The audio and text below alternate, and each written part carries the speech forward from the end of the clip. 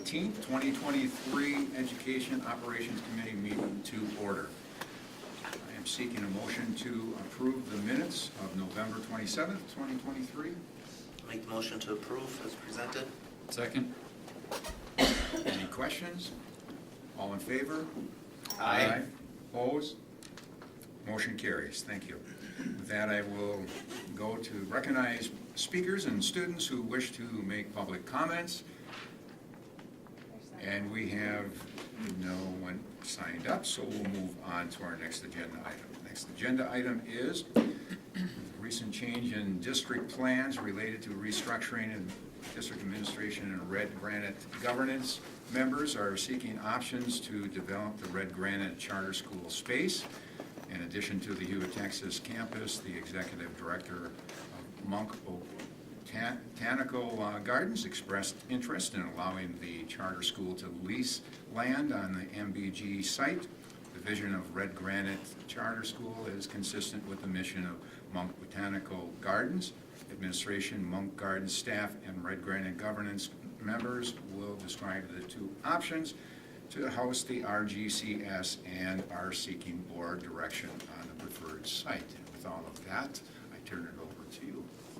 And actually, my co-founder, Camille, is going to open it. She's remote, so she'll do the first couple slides. Hi, can everyone hear me? Yep. We can. Wonderful. Thank you so much for having us. We're excited to share this new opportunity with you today. So you can go on to the next slide. I'm just going to be sharing a little bit of background information on our federal grant and our enrollment application update. So you can go to the next slide. So I covered this briefly, but wanted you to have the exact numbers from last week. So our total grant award was $1,974,000. And so it's a 5-year grant, and this just shows the distribution over those 5 years. So right now, we are currently in our first grant cycle year. It started October 1st, and it goes through the end of September. And our first year is $538,000 that we need to spend. There's the potential to roll over a little, but they really want you to spend down the full amount that was awarded for that year. If you don't spend it down, they feel like you don't need it, so then they potentially can take those funds away. So it is our goal to work to spend those funds down. Year 2 is a similar amount, $564,000, and then it kind of lowers from there as we get into our operational years. Next slide. So just to demonstrate a little of how those grant funds can be used and our intention for the use of those funds, some of them will be used on personnel. So we have posted and have a few applications for a principal and a lead teacher position. Those can support during our developmental year, so that's right now, and then into our first 4 years of operation. During our planning year, right now, we can pay, we have budget set aside to pay their salaries. Once those folks, if they move, those same people move into positions with the school, a portion of their salaries will come from our operational budget, and that goes for any instruction or direct work with students. But any of their work that still is planning of the school, grant funds can pay for that planning portion of the cost for those staff members. We also can pay teachers for curriculum development. Those will be through extended contracts in addition to their teaching contracts. We can pay for substitute teachers to participate, to cover for our teachers to participate in professional development, conferences, school visits, things like that. And then any administrative expenses that are specifically for development of the school or grant oversight. And then there's travel that can be paid for with those grant funds as well. Next slide. And then a huge portion of the grant funds will go towards equipment, technology, playground equipment, classroom, science, library, music, outdoor education, all of the supplies that we need to really get the school going. So everything that we need to buy to create a school. And then for facilities, we specifically designated just over $150,000 for outdoor classrooms or modular classrooms, which we'll talk more about what we imagine those to look like. Next slide. And then contractual, so we can utilize contractors to support in the development of the school. So that's currently supporting me and helping the school start, Megan Hughes, We have another contractor that's doing our website and social media development and marketing. Next slide. And then an enrollment application update. Next slide. Yeah, so right now these are our numbers and kind of how they're distributed throughout the grades. And again, this is just so far without our marketing campaign starting yet. So pre-K 7, kindergarten 6, first grade is our highest right now, which is 10, second grade 2. So we have currently 25 applications for enrollment, and so that's 28% capacity for the school. Next slide, and I will turn it over to Megan. All right. Is it easier for you to do it, or should I do it on this? Okay, so this is obviously a discussion about where red granite will end up. This kind of walks us through how we're going to present this. The first is kind of talking about where we stood and where we stand now, which we're all very well aware of. There was a 5-year charter contract that was signed back in 2023 at some point, I don't know the exact date.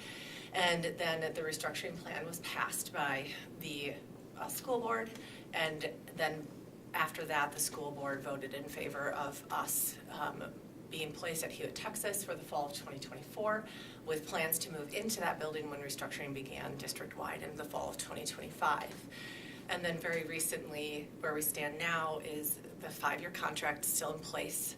In addition to that, Red Granite Charter School was awarded the grant, and it was in the image of that contract.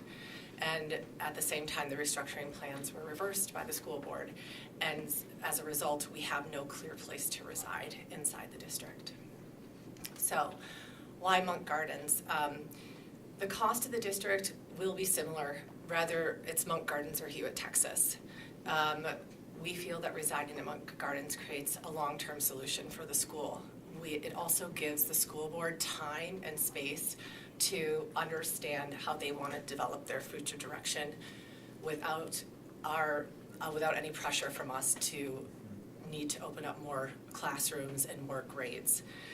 And there's a lot of synergies between Monk Gardens and Red Granite. Monk Gardens actually approached the school when they were aware of what was happening with the restructuring and asked that we become part of their space. So this was something that Monk Gardens actually wanted, and we did not instigate. And they're very excited to have us there. So Monk Gardens, which they will go over in detail later in this presentation, has existing expansion plans which would allow Red Granite to piggyback, and we'd be able to create economies of scale, which we will talk about. The public likes this. It has good optics. It's less controversial. Monk Gardens will get to expand. The location's more central. The location is not near quarry. I only mention that because there has been some social media posts about the quarry, and so it's of note, not near quarry. The location is well established inside the community, and they have a very well-developed pre-K program that's expanded rapidly, and there's significant demand for that program. And the Wausau School District will very likely see increased tax revenue, mostly from increased open enrollment, including Monk Gardens' rising students. And ultimately, the perception will be that Red Granite is part of Monk Gardens. This is not a new site. It's a further utilization of an existing space. So let's talk about some similar success stories. One of them is Tomorrow River Community Charter School. That is our sister school. Our curriculum is largely modeled off their curriculum. 75% of their students are open enrolled. They started with 50 students. They're now up to 240. They're in their 11th year of operations, and they were a partnership with an environmental station. So they utilize yurts and modular classrooms. They have people coming and going from that site on a regular basis that are not students or parents of students. These are just some photos from that space. Kickapoo Valley Forest, actually, if you take the time to kind of look, they actually received some very significant national news coverage. This is a pre-K through second grade. They're outside the entire day, once again, at a forest. It's a forest school. There's, not overly concerned with things like security and stuff like that. And then the River Edge School, that's located on 480 acres. It's also in a nature center, which is open to the public, and they do kindergarten through 5th grade. So let's talk about infrastructure. We know that this is a concern for the board. So we would contract our pre-K through Monk Gardens, and so we would still be allowed to continue opening pre-K through 2nd.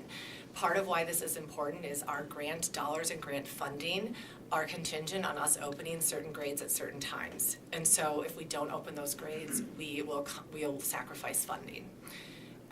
We would want to open in what's, for lack of a better term, bare bones approach, very similar to what Monk Gardens did. I remember when my children first started attending, we were there the first year, and there wasn't even a yurt. It was just the promise of a yurt. So we kind of showed up, and it was like, well, they have a couple months to get this together, and I'm sure they will. TRCCS started in a very similar fashion, and honestly, the Wausau School Forest was managed this way. There was no security, no Wi-Fi for many years. Red Granite Charter School is willing and able to pay for all costs related to construction of modular classrooms now and in the future. So we have a contractor who's ready, willing, and able to build these structures and would have 3 to 4 structures ready by August 1st of 2024. What we would need and what we foresee needing to be able to get this started in a successful way for our first year would be approval from the Wausau School Board, the Monk Gardens Board, and the city.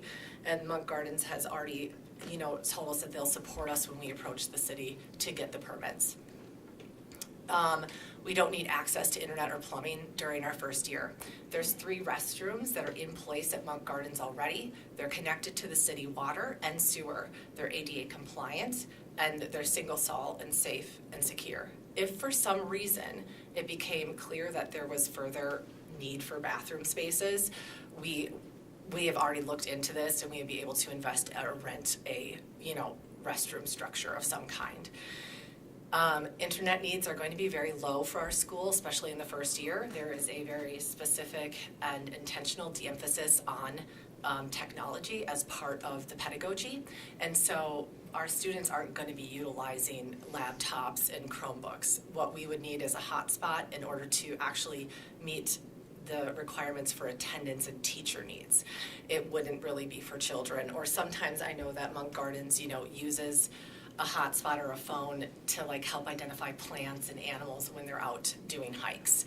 And we're more than willing to pay for those. So let's talk staffing solutions. This is another big concern for the board and district. We don't need cafeteria. Students will bring their own lunches. That is legal. Students who qualify for subsidized meal plans will have that provided by the Red Granite Charter School. Our only request would be that we would be allowed to contract with a certified kitchen so that we can be reimbursed through the state or for the government. We don't need support staff or specialty teachers now or in the future. We would just ask for support around special education. There's no need for staff or groundskeeping or custodial services. Monk Gardens has told us already that they're willing to maintain the grounds that we would occupy for the first year, and that would be mowing and snow removal, and basically anything to kind of keep the space looking appropriate, and that we would then come up with our own terms in subsequent years. And then in terms of the spot cleaning for the restrooms and the yurts, that can be done by staff. There's also ground staff that are looking into the bathrooms on twice a day, and then we would hire a cleaning service for the modular classrooms that would probably come in once a week or once every other week. But we would cover those costs.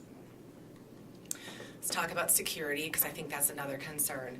So we'd follow the same procedures and policies that the school forest and field trips follow at this time. As part of their improvement plan or capital development plan, Monk Gardens will be upgrading security and extending their fences. They will talk about that later in this presentation. Monk Gardens already works very closely with the police and the sheriff's department with inspections and emergency procedures. And Monk Gardens has run a very successful school program there for several years without any incidents or situations. And of course, during that time, it has been open to the public as well. Location, Monk Gardens is about 1/10 of a mile from Thomas Jefferson, so this could be an existing school that we could use for staff. Once again, only special education. It also gives us the opportunity to potentially utilize that bus route so that kids could get dropped off very near to the school. Where Mount Gardens would be 7 miles from a fire station and EMS, and it's on a city bus route and regularly receives students at this time already. So how would it work in the future? And this is a very important part because, of course, this is not a 1-year contract, it's a 5-year contract. So one of the big things, which we're going to be talking about, is that Mount Gardens has an existing plan for significant expansion that's already in place. So they're very eager to have us work with them as part of that expansion. And what that would mean would be we'd be able to leverage existing fundraising networks. We'd be able to share costs related to fencing and plumbing and high-speed internet. And that Red Granite is prepared to cover those costs related to the future expansions. And what are we asking the district to provide? At both Mount Gardens and Hewitt, Texas, we would ask you to cover electrical costs at a monthly basis. We'll cover the costs of making sure that running electricity from the existing lines on site. We know from talking to Mount Gardens that there is electricity already basically in the space we would be. It's just a matter of running the line from there to the modular classrooms, which will come equipped with electrical use possibilities. And then, once again, the shared staffing for special education. So let's talk about these modular classrooms. So the classrooms that we're looking at would be constructed out of repurposed shipping containers. It's been done in multiple schools across the country already. One of the most notable is actually in Duluth, so this is not a weather issue either. It really aligns with Mount Gardens' kind of principles and ideology. We want to focus on environmental stewardship and innovation. They can be highly individualized and beautiful in appearance, and there's also minimal impacts to the grounds. So there's gravel pads. You do not have to dig a foundation is the biggest piece here. There's no crawl space, no foundations. You lay down gravel pads and you put the classroom on top of those gravel pads. There's also an option for these pressurized wood planks. I mean, there's more than one way to do it, I guess is the main idea there.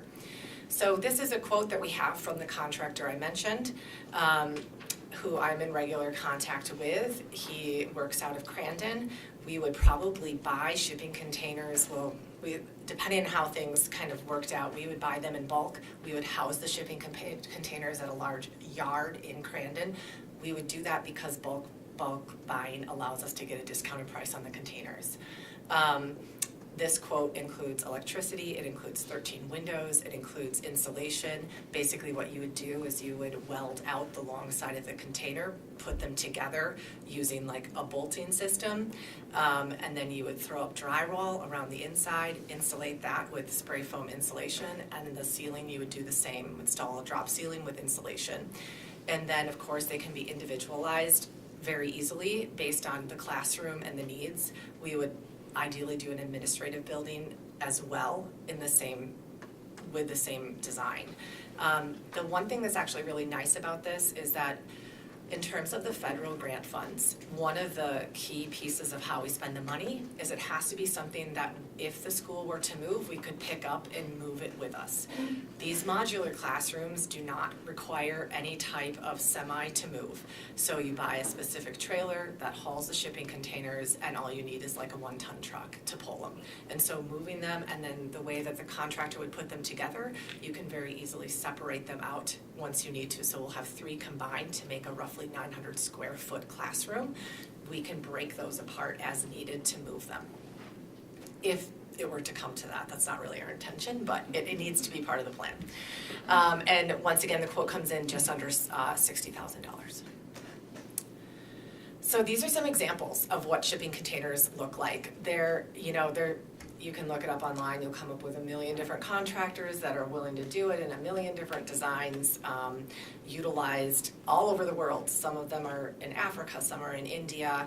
Sometimes they put them together to create like an entire school, so it's all connected, and other times it's separate buildings, as you can see. So there's a lot of options. It's kind of more like probably the biggest limitation is how much money you want to spend, right? Okay, so the partnership, and this passes off to Mountain Gardens. So, as Megan said, we approached them, the school district first, just to say, hey, we might have a spot. And as we've explored it over the last week or so, we realize how great the potential partnership is. So just want to give you a little idea of who we are. So Monk Botanical Gardens, we're celebrating our 20 years this year with 30 acres of a developing garden on the northwest side of Wausau. Our mission is to cultivate well-being in people, communities, and the environment through experiences that engage, educate, and inspire. So in particular, we have focused our programming on environmental education. We are the only organization in the area that offers environmental education year-round to all ages. We have 64,000 visitors in 2022, and we contributed over $4.2 million to the Wausau economy last year. It just noted that every major city has a botanical garden, and so it's an asset that attracts employees and families to live and work here. So thinking about the community benefits of us hosting the charter school, one is good economics. We can share staff, we can share professional development. We offer before and after care for working parents. Currently we're running a full day 4K program that also offers that before and after care. In addition to that, as mentioned, we're developing our site, so there's some potential cost share there. Maintenance and grounds, office space, indoor and outdoor teaching space. We do have already established Sprouts Garden Preschool. In the 2 years of our attendance, it's doubled, and 23% of those students are from out of the district. Also, good optics for all of us. So a three-way partnership between the Wausau School District, major nonprofit, and also the charter school looks good for all of us. And it should be noted that we have had support from the City of Wausau, Visit Wausau, Chamber of Commerce, and all the major foundations have supported the gardens, our expansion, and especially Sprouts Preschool because we are serving a need. Wausau School District partnering with us has actually been a long time. So we have partnered with the Wausau School District for 9 years in community connections and also G2M programming. Not to mention your entire kindergarten comes out to us every year. So we certainly have worked with your group. Please note that we do have 4,500 students in addition to our preschool that comes through for education programs. And there's obviously, clearly you have worked with other nonprofits, and the YMCA is a perfect example of one that has been successful for you. Finally, increasing both of our impact. We have similar missions, both wanting to get kids outdoors connected. What the Gardens has is our leadership has extensive experience in developing effective nature-based programs that integrate with curriculum standards. We can leverage each other's contacts and fundraising efforts, and every student coming to the Gardens will learn about the charter school and vice versa, just building attendance on both sides. So just to talk a little bit about our development of the site, right now what we're looking at for the charter school is a 2-acre lot that's on the corner of First and Campus Drive. It is lined on two of the 4 sides with trees, so they can feel nice and tucked in. And then of course it gives us room to plant and create some more space. There's enough space for their expansion. Zoning is already slated for educational institution. And as we've talked about already, 30 acres of natural space to explore and learn. And we do have a tornado shelter on site. So what is coming next year is we will be installing phase 1 of a 3-phase park project. Next year, we're putting in fencing around the 30 acres. We'll be installing an English garden, completing a children's garden, renovating the pond, resurfacing all main trails to be accessible, moving our entrance from First in campus over to Fourth, which obviously is key if the charter school's going there, and putting in a parking lot and a gatehouse. Phase 2 is an education and visitor center. There's some opportunity there for potential sharing offices, again, more education space. And then finally, phase 3 is a classroom expansion as well. So now we welcome any questions from the board. We've kind of hit you with a lot of information, so. Well, to start with, I don't think you, no pun intended, missed any one stone that had to be turned. We tried very hard to anticipate your I mean, needs. you have given us a lot of information, so let's start if there are any questions. Start to my left. Cody, do you have any? John? I can't think of any questions at the very moment. I have a couple. This is exciting. I mean, with a turn of events, so Yeah. It's kind of nice to see some excitement about a We're- different we're potential very that's maybe excited. better than what was initially Yeah. proposed. So that's exciting to see. A couple questions.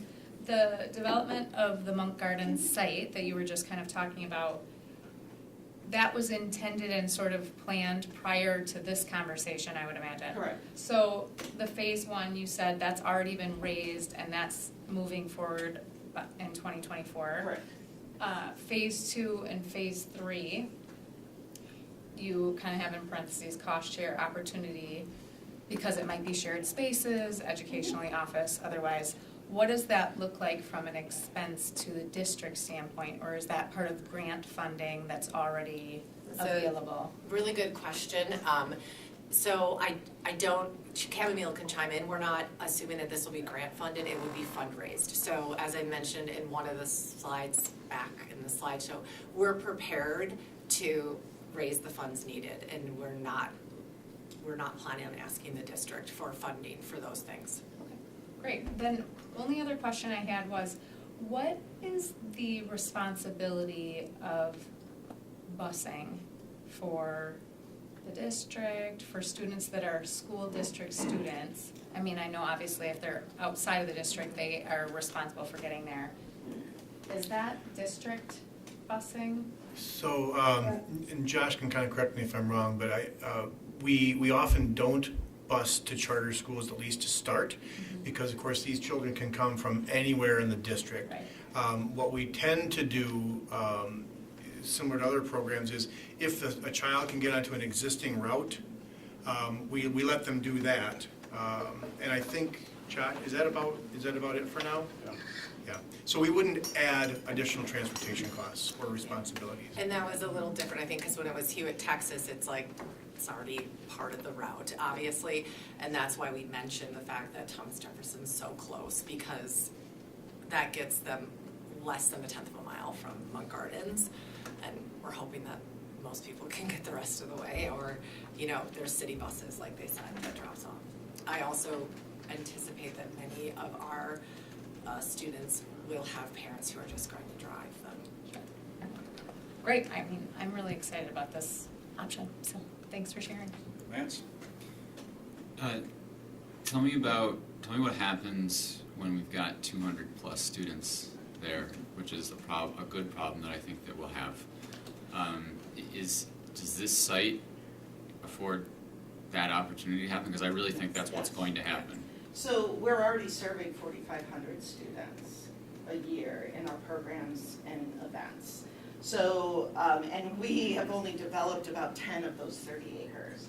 So there's certainly more than enough space and more acreage than what was at Hewitt, Texas. And it would be facility related too, because having a group come in and out during the day is much different than having 200 students on site all day long with staff.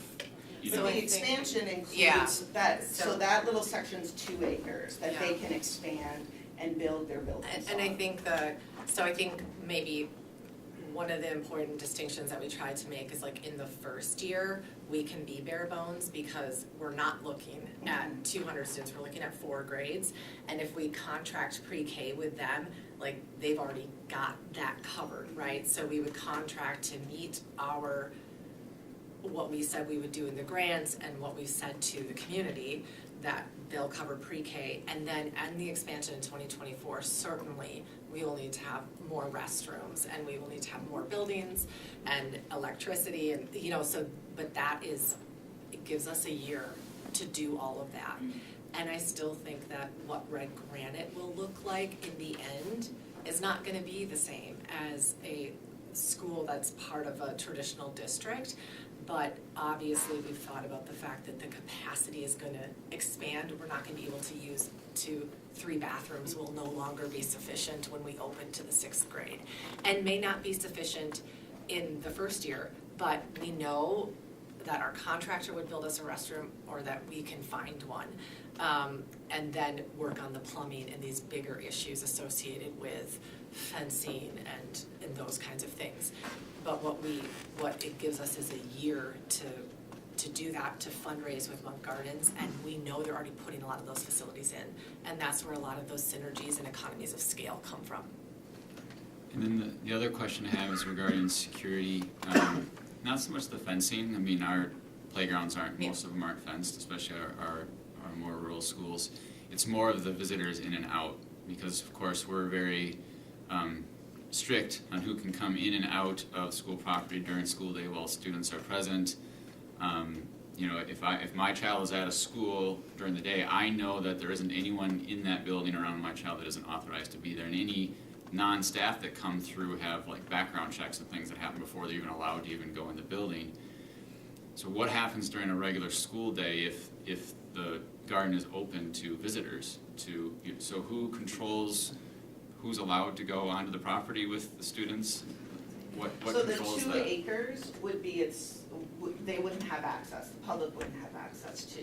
So the idea, again, would be the fencing would kind of control that. But you have to think about when your kids go on a field trip, they're out with the public. So when these kids are doing a specific program at our pond, for example, then yes, there will be public. I've spent my career running environmental education programs in situations where the public comes in and out, whether it's for a park or a botanical garden. And there are ways that you train your teachers differently than you do a classroom teacher on how you manage a group outdoors and how you secure, how you make sure that the children are safe. But obviously, yes, there's public. So it sounds like the vast majority of the time, it would be sort of an outdoor classroom in that one area. And then there would be other times, it's not gonna be on a regular basis. It's the regular basis thing that is different about a field trip versus your day-to-day schooling. And I know Chamomile might be able to chime in because she was so involved with Tomorrow River. So Chamomile, because they've managed this from the start. Thanks. Yeah, I think it is that delineation of space. So if anybody comes onto like that area where all the classrooms are and this like the school space, they would have to check in at the office just like they would at any other school, get a badge or a visitor, sign in as a visitor to be within that school space. It's when the students are doing, excursions into the gardens that they might encounter the public. But same thing as stated, it's like when it's similar to being on a field trip, just more often. They're with a teacher, it's an expected activity, they know what spaces they're gonna be using. But when they're in the school space where the classrooms are, same procedures of checking in and knowing who's on the site. And I mean, The public would have. and I can say from, being a parent who had students at Monk Gardens and then, going into the space when my kids were showing me what they were doing, even in Monk Gardens, there's these spaces that, even if they're off the school grounds, they're still like used by the school way more than the public. Like it's like they're building these like crazy forts and you would never know they were there unless your child literally walked you back and said like, look what I'm doing here. So I think even within Monk Gardens, there's the part that's very public where you do like the light shows and there's all these, kind of facilities or stuff. And then there's this other space of Monk Gardens that I think is a less treaded on where. It's all wild. We don't, Yeah, there's it's a like whole wild. section we don't allow the public. Yes, and, yeah, and that's where the kids are. Okay, anything else? No, overall, I think it sounds good. I think it's exciting. We'll probably need some legal involvement to work out some of the details whenever we partner with somebody else, but overall, I think it sounds like a great opportunity. Tremendous. Joanna? I'm interested in knowing if there's a pickup and a drop-off plan that has been discussed. I had my son in summer school, and I know the parking lot can get a little congested at pickup or drop-off. So we haven't drilled down to those level of detail, we haven't yet drilled down to that level of detail, but I'm assuming prior to the expansion that's happening kind of in 2024, we'll still use that parking lot that you're talking about, because of course the 2 acres are right there. And I think we just have to come up with a way. I mean, it's not something we've drilled into those levels. I'm not worried about coming up with a solution. We can figure it out. Yeah, I mean, there's enough space where we can have people do a circle around or something, but, because the main parking lot, you'd be able to probably pull in and then come back out. I say this being very familiar with the space, so I realize not everyone knows what I'm talking about, but I don't foresee it being an issue. And I did see that the cost of the electricity would have to be paid by the district. Just for, yeah, that's the only cost we're asking you guys to cover is the monthly electric bill. Is there an approximate of that monthly? Oh, I don't have that. I can tell you that in the image of what we're thinking for the classrooms is this year, we would be looking at 3 modular classrooms that would be roughly 900 square feet each. They would be heated with electricity. They would be outfitted with indoor electrical wiring, so obviously we'd have to have some type of light. But I don't foresee it being extensive. But I don't have a ballpark even. I just haven't looked into it. Okay, and I do ask this because, you know, as we're working on our restructuring, we're working on cutting some of our overhead and cost. So, and I don't know how that'll look like to other schools where we're cutting resources, but we're having, and I think this is a great idea, but this is just me thinking what the other class or schools will feel when we're cutting resources, but we're adding on. And that's just the only thought that I had on that, because I wasn't aware that we'd have to cover anything when this idea was presented to us. I thought it would be all. It will fit into our general operating budget. So if you think about the per pupil allotment that's coming in for the students for our grades, it's not outside of that operating budget. Okay, got it. We're not asking for anything outside of that budget. Okay, now that I And we're understand that. not asking for custodial or ground service or anything like that, and we don't intend to do that in the future either. And I did see the request for special ed. Now, I know that that's pretty tight already from what we do have. I think the issue is not money, it's staffing. Yeah. So like that's the same for us, is it's not about saying, I mean, if we could find a special ed teacher, we would happily pay for them, I think. The problem is that we're anticipating we're gonna face the same challenges you will, and we have to offer special education, and we can't do that without access to a special ed teacher. And that's the only reason it's the one we hung on to, like art and music and that stuff, we can definitely sort out with like, you know, visiting artists, or Chamomile has a comment too, so. Yeah, I just want to mention for special ed, so the only students that will be offering special education services to are in-district students, so you would be providing those services no matter what school they're attending. So they are part of the public school system, and you know, the district will be providing special ed no matter what location they're at. For out-of-district students, it's unlikely that the district will be accepting open enrolled students that have special ed needs.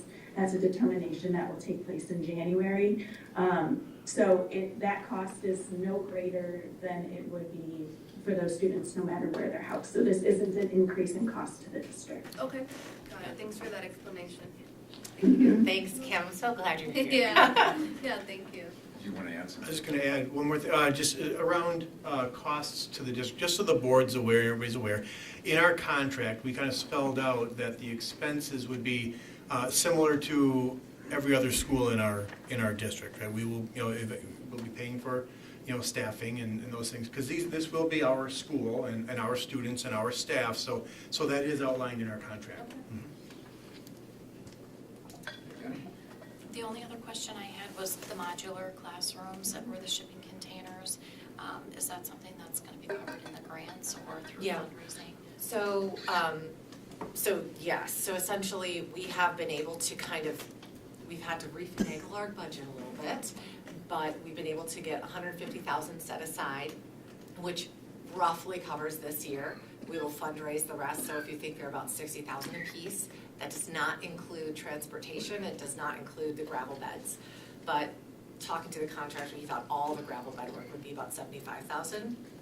So we have it set aside for this year, and then we'll fundraise for the rest. We have no intention of coming back to the school district to help fund for those modular classrooms. Okay, and then you said you were buying in bulk. Maybe. Potentially. Well, so we have to talk to Mount Gardens about this more, but in theory, if we were gonna put down, let's just to make the numbers friendly, 10, so then you would need a total of 30 of these shipping containers. We would buy, I've talked to the contractor about this, so we would buy in bulk to save us, X thousands of dollars, and then we'd be able to house them at a space that we already know is there, to securely house them, and then we would bring them down as needed. Also allows the contractor to have the shipping containers there to work on, because he already knows that the first year is like 3, but then the next year we're gonna need 4, and so obviously he needs to have them there to be able to design them and make them work. And then they would be transported from Crandon to our site individually. And then some of the work would have to happen on site because of just basic issues with construction. You're not gonna put drywall up and then move a container down, the drywall will break, things like that. But he'll frame them out and stuff where he's located. Corey? Well, my question would be about the containers. The school will always own the containers because they're gonna be movable. Yes, we would own them and we would pay for them. Okay, my question, actually brought up by Joanna, is about the electricity. Yeah. Has the gardens, or have you talked about the power supplying them? Well, think about them being modular units, and just like a RV might have a big cord, right, going to a central power station. Public Service is gonna put that in. Who's gonna pay for that? That's gonna be something, but that's gonna be something that's permanent on site. So that's gonna be a benefit to the gardens then, as So that would be something they're always gonna have. Yeah, and the electricity, you can talk more fluently.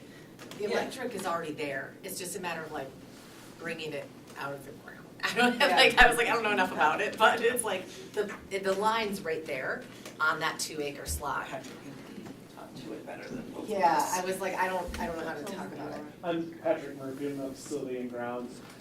We've had high-level discussions with the city, WPS, so we do have a line that runs along Campus Drive.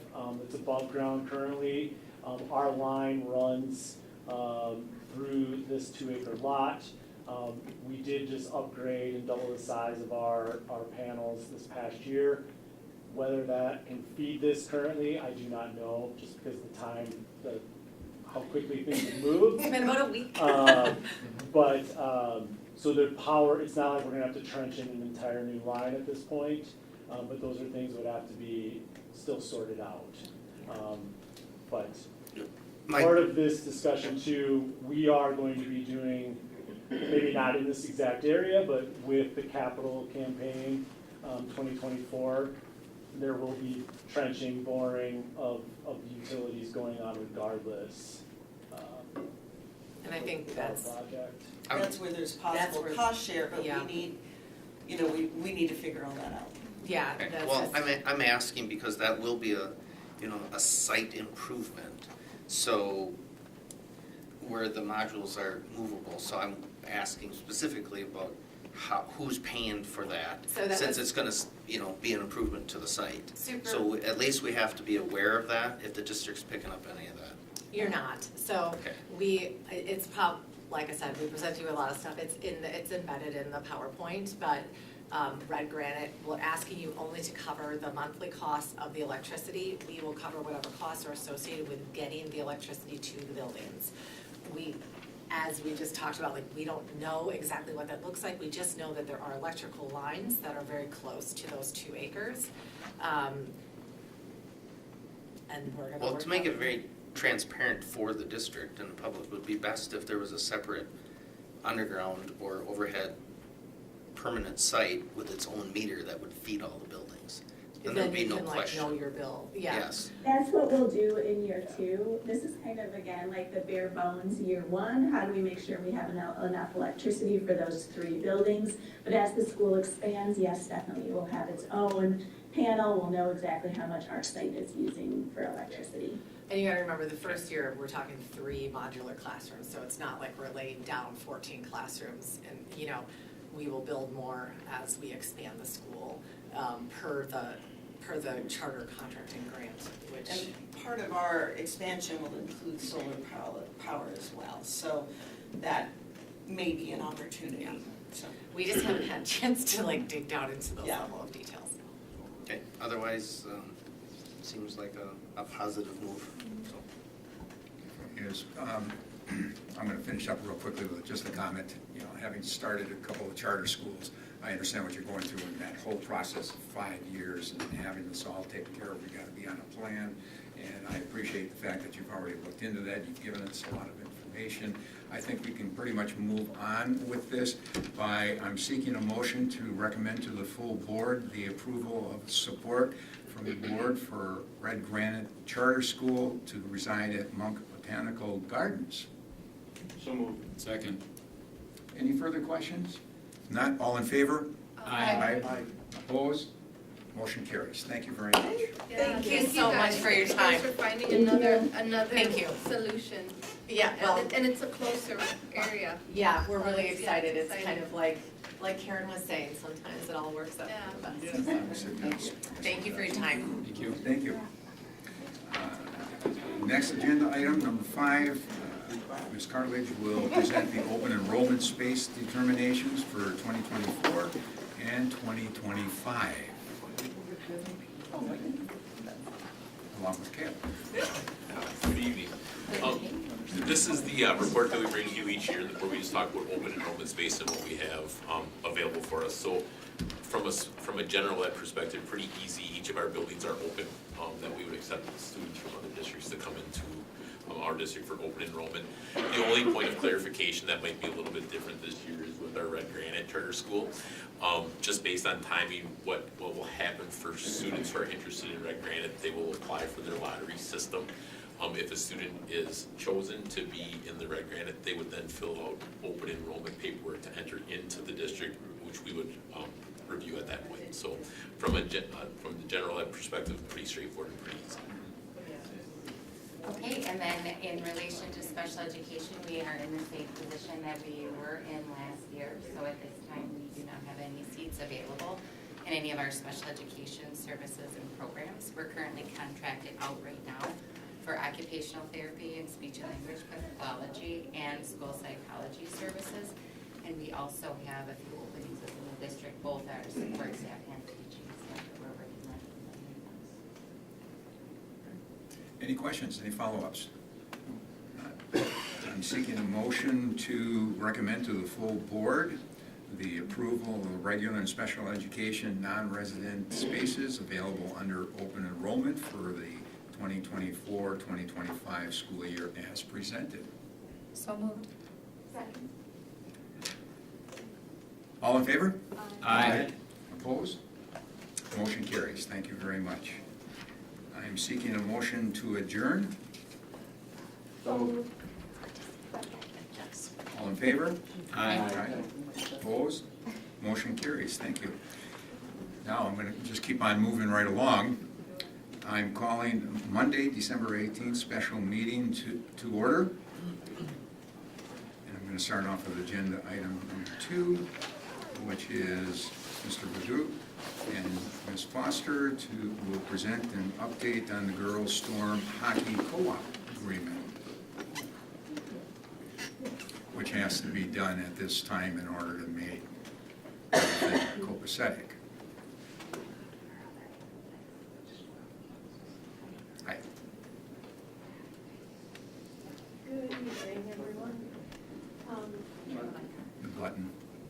There you go. Better? You're good. Okay, thank you very much. So I have Jason Foster, Athletic Director at Wausau West here, as well as Josh, who are part of the discussions surrounding the co-op renewal. Which button do I, thank you. So the host of the Storm Co-op is DC Everest, and they have put forward the paperwork necessary to continue the co-op. The co-op will be made up of East, West, DC Everest, and Mosinee. That sometimes flexes a little bit, but the application right now is for these 4 schools to come together. It is an existing co-op and preserves opportunities for students at these 4 schools. So it is our recommendation to renew the current girls Storm Hockey Co-op for the next 2 years. Questions? Let me just, I said I would refrain from saying any comments or questions or giving any opinions about my feelings about charter schools and how they're run in Wisconsin, so I will refrain from doing that. Co-op. So, Well, I have a any question. questions? I Go hope it ahead. wasn't what you're hoping that I don't say. Maybe. So I support this, and one of the reasons I support this is because of the because of all these co-ops, it's almost impossible to not have a co-op. And I don't think that's good for girls hockey. Is there any WIA plan to somehow start moving away from this so that individual schools can have their own team and be competitive? I can speak to that. No. The reason for it is hockey is a very expensive sport. So at this point, on the boys or girls side, I don't see anybody starting up a hockey program from scratch who doesn't already have one. The Storm Co-op kind of fluctuates. So our daughter, who is now a senior in college, graduated in 2020. And when she was on the team, the co-op also included Merrill and Wittenberg, no, not Wittenberg at the time, Marathon, who had a couple girls. Merrill had a couple girls. As of right now, as this co-op gets renewed, Merrill and Wittenberg are still on the old one. They will be coming off. The new co-op will be back to, excuse me, just the 4 original schools of Wausau East, Wausau West, DC Everest, and Mosinee. So our co-op is actually shrinking a bit.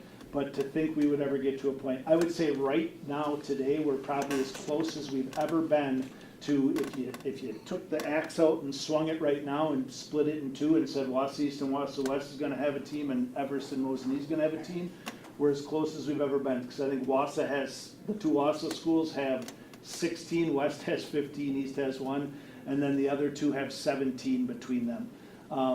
The reality of that situation, though, is not dissimilar to boys hockey, where if we were to, first off, that's cutting it really close. To have a team with only 16 girls and a team with 17, you're praying everyone's eligible, nobody gets injured. So if you were ever to get to a point where you did that, the other factor in that is, traditionally, the best players have come out of Wausau West. And the most players have come out of Wausau West. Yep, that's true, I'm sorry. You don't want to get into a debate But on that. the reality is, so they have 16. Right now, both of the really good goalies reside within or come out of the Wausau West team. So first off, they don't have a goalie, which is pretty important in hockey. The second thing is, if there are families who believe that Wausau has the stronger team, while they have 16 girls today, through open enrollment, I would say the Wausau team would very quickly probably have 23 girls, and they'd be down to 12 or 13, leaving them really struggling to have that. Is it a good system? No. I think you and I probably agree on co-ops. The only thing on the flip side, what I would say is a sport like lacrosse that is brand new to the WI, the lacrosse folks, not the WI, but the lacrosse folks kind of have put some things in place to attempt to not have a similar thing happen in boys and girls lacrosse that happened in girls, and quite honestly now boys hockey to some extent too. Like they have some stopgaps in place to try to limit those co-ops and a more close review on it to try to break them up sooner rather than later so the sport grows. Yeah, I guess I was just thinking along the lines of, and this could be totally wrong, but just thinking there's kids out there that just frankly aren't good enough to play for what is basically we would have called this an all-star team back when I was a kid. And I wouldn't have been able to play on a team that combined this many different schools together. And so maybe I'm wrong, but it just seems like there's kids out there that probably don't have the opportunity to play because the only opportunity available is all-star team play, which is what these big, huge co-ops are. Not that I don't support the motion. The beauty of the Storm is with 33 girls, we have a full JV team and play a full JV roster, so all 33 girls play as much hockey as they want. Whereas if we had a team of 17 and you only played a varsity, in those really important games, you probably only skate 2.5 lines, and maybe 5, 6 of those girls probably wouldn't get many opportunities to play. So. No, you're right, Lance. You brought up what I said I wouldn't. Sorry. This wasn't planned. So consequently, yes, this is also a topic that's been taking place with the Wisconsin Association of School Boards as well, with a representation of all the school districts to the WIAA. And I think the WIAA realizes that, but I always keep on saying they should look westward and see what Minnesota has done to expand lacrosse, hockey, and move it into a position where schools then have it. So I think we all see it the same way. The two last things I would say is, one is, it's hard to grow it because it costs so much money. It's an expensive sport. And number two, as far as the WIAA goes, I don't think they're actively doing anything one way or another, like not as a good or bad thing. I think girls hockey, unfortunately, is probably heading the wrong direction right now. Where at one point we had 30 plus teams in the state. I think we're down to 27 or 26. So we're probably going back towards more of it being a club sport than a WIA sport. Not this year, next year, within the next 5, but maybe in the next 10, I would say. Well, let's keep it going for our girls' sake and move it forward so that they have the opportunity. So with that, I seek a motion to renew the current girls' Storm Hockey Co-op, East, West, and the other 2 schools for the next 2 years. So moved. All in favor? Aye. Opposed? Motion carries. Thank you. Thank you. The Wausau School District 4-year-old kindergarten program has entered into the program agreements with community collaboration sites since 2002. In the past 5 years, the Wausau School District have had agreements with the following sites: Wausau Child Care, Mountain View Montessori, Woodson YMCA, Wausau Branch, Newman Catholic Schools. Carl Rakowski, 4K Principal and Early Childhood Coordinator, and Julie Schell, Director of Elementary Education, will review the program agreement for 2024-2025 school year. So they did that at OPS, so actually we'd be looking for action, unless there's anything you wanted to add? No. If not, I'm going to seek a motion to approve the 4K agreement as presented. So moved. Second. All in favor? Aye. Opposed? Motion carries. Thank you. The board will be presented with an update on the high school math curriculum that we started last week and had a discussion about, and we will continue that discussion for today. And thank you for being here this evening. Thanks for having us this evening. So Scott and I are back, and Doris and Jason are with us too, in case there are further questions that you have. But Scott has been working with our math teachers to answer some of the concerns and the questions that were brought up last week Monday. So I'm going to turn it over to. So one of the things that was asked for by the board last week was just a roadmap to what this resequencing process looks like and how this rollout happens. So I've got a map of basically 3 different cohorts: our current 9th graders, 8th graders, and 7th graders. And after 7th grade, then the system is in place and doesn't need modifications from there. So a couple of things we'll talk through. First off, for our current 9th graders, there are really 3 different pathways that they're currently on. I'll start at the left. When you take a look at that pre-algebra, Algebra 1 group, again, we have different offerings at East and West right now, which is that color scheme you see there. what we've talked about is that all of those students then in their sophomore year, their 10th grade year, will be moving into this new course that rolls out in the 24-25 school year, Math 1, and then in the following year will be in Math 2, all right? As that happens, we will still have to run our second year course, which is geometry currently, and if you take a look in the middle pathway, that's what you see. So our students that are currently freshmen enrolled in Algebra 1, those students will be going into a geometry course next year, which does not change our FTE because eventually in the 25-26 school year, if you see that purple course now, those FTE that would have been teaching geometry before would now be allocated towards a Math 2 sequence. You'll see our section furthest to the right. These are like our gifted and talented, our grade level advanced kids are already in geometry, so it doesn't affect them next year and the year after, they're Algebra 2 level or beyond. Questions on the first step? Next step then would be our current 8th graders, and there's really 2 pathways out of here. Currently, we do have some gifted and talented year level accelerated courses of algebra that are happening at the 8th grade sections. As I said, next year in the 24-25 school year, we still need to offer sections of geometry to make sure that those are accounted for. The rest of those students that are currently at grade level in 8th grade math will be moving to Math 1 in the 24-25 school year, then into Math 2 in the 25-26 school year. Meanwhile, other sophomores will be at Algebra 2 or beyond level. Good? And then moving forward, and this becomes essentially the future pathway for all students, our current 7th graders will then move to 8th grade math. The only thing that is also new at 8th grade then in the 24-25 school year will be instead of sections of Algebra 1 offered for those students that are grade level advanced, that course will be renamed and resequenced to Math 1. Then in the 25-26 school year, you will see those GT sections then that were grade level advanced at 8th grade will then be moving to Math 2 in their freshman year at the high schools. All right. Moving forward then, this is how we kind of envision those pathways. And to recap some of the conversation that we had last week, the big celebration that I see and that the math department sees is that when you take a look at any of these pathways, so the top line being students who might not be high school ready by the time they hit their freshman course are moving into foundations of algebra, or foundations of math, excuse me. The middle pathway for students who are on grade level are starting at Math 1, and the pathway for students who are accelerated, who in their freshman year will be looking at Math 2 or Math and Construction. When we take a look at their final high school math course at the far right side, every student will have access to, if they're up to the challenge, an Algebra 2 course, which is a big celebration for us because what that provides is a gateway to higher education for any student who's looking for it.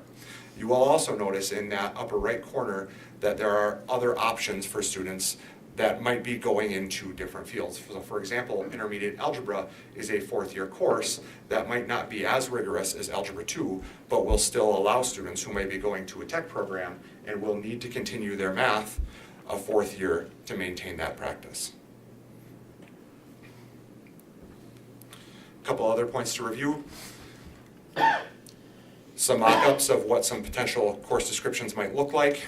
I tried to leave them vague, knowing that some of the specific topics that we're looking at for foundations of math, real and rational numbers, expressions and equations, inequalities, but then for integrated Math 1 or Math 1, that those specific standards that we're teaching are kind of a general, they are here's the typical things that we see built into that first semester or that first year math course through some of the different curriculums that we're still looking at, some of the core resources we're looking at.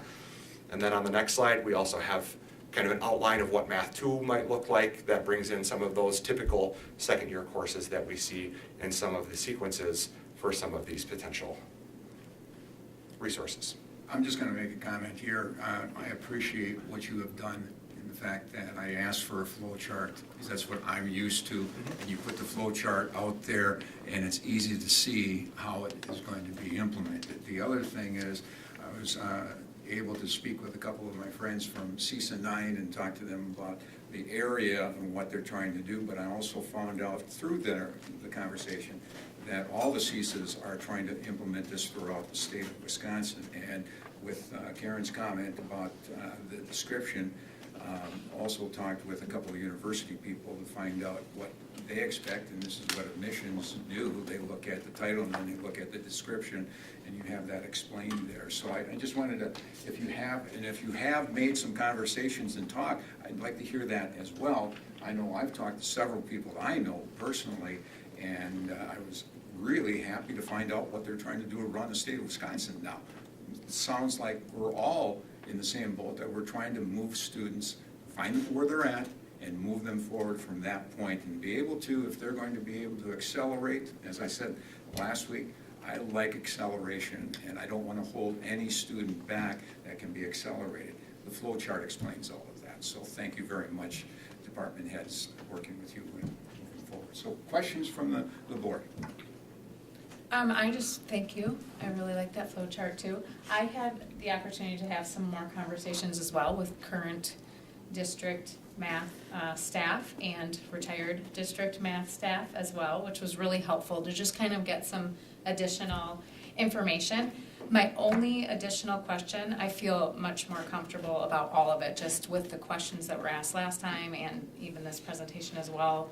You know, because people were worried, is this watering it down? Is this gonna present a lesser academic path? And really, I don't see that at all, that all of the contents remains. It's just now different sequencing that allows for improved flexibility and a better pathway for every kid. And that's a win. So I think that looks great. My only question is with the implementation, this will be obviously a lot of extra work for our math faculty or staff. So what does that look like for them with the new content changes and certainly new books, curriculum? Will they, and there's obviously a larger staff at West than at East, and how that works for division of sort of workload.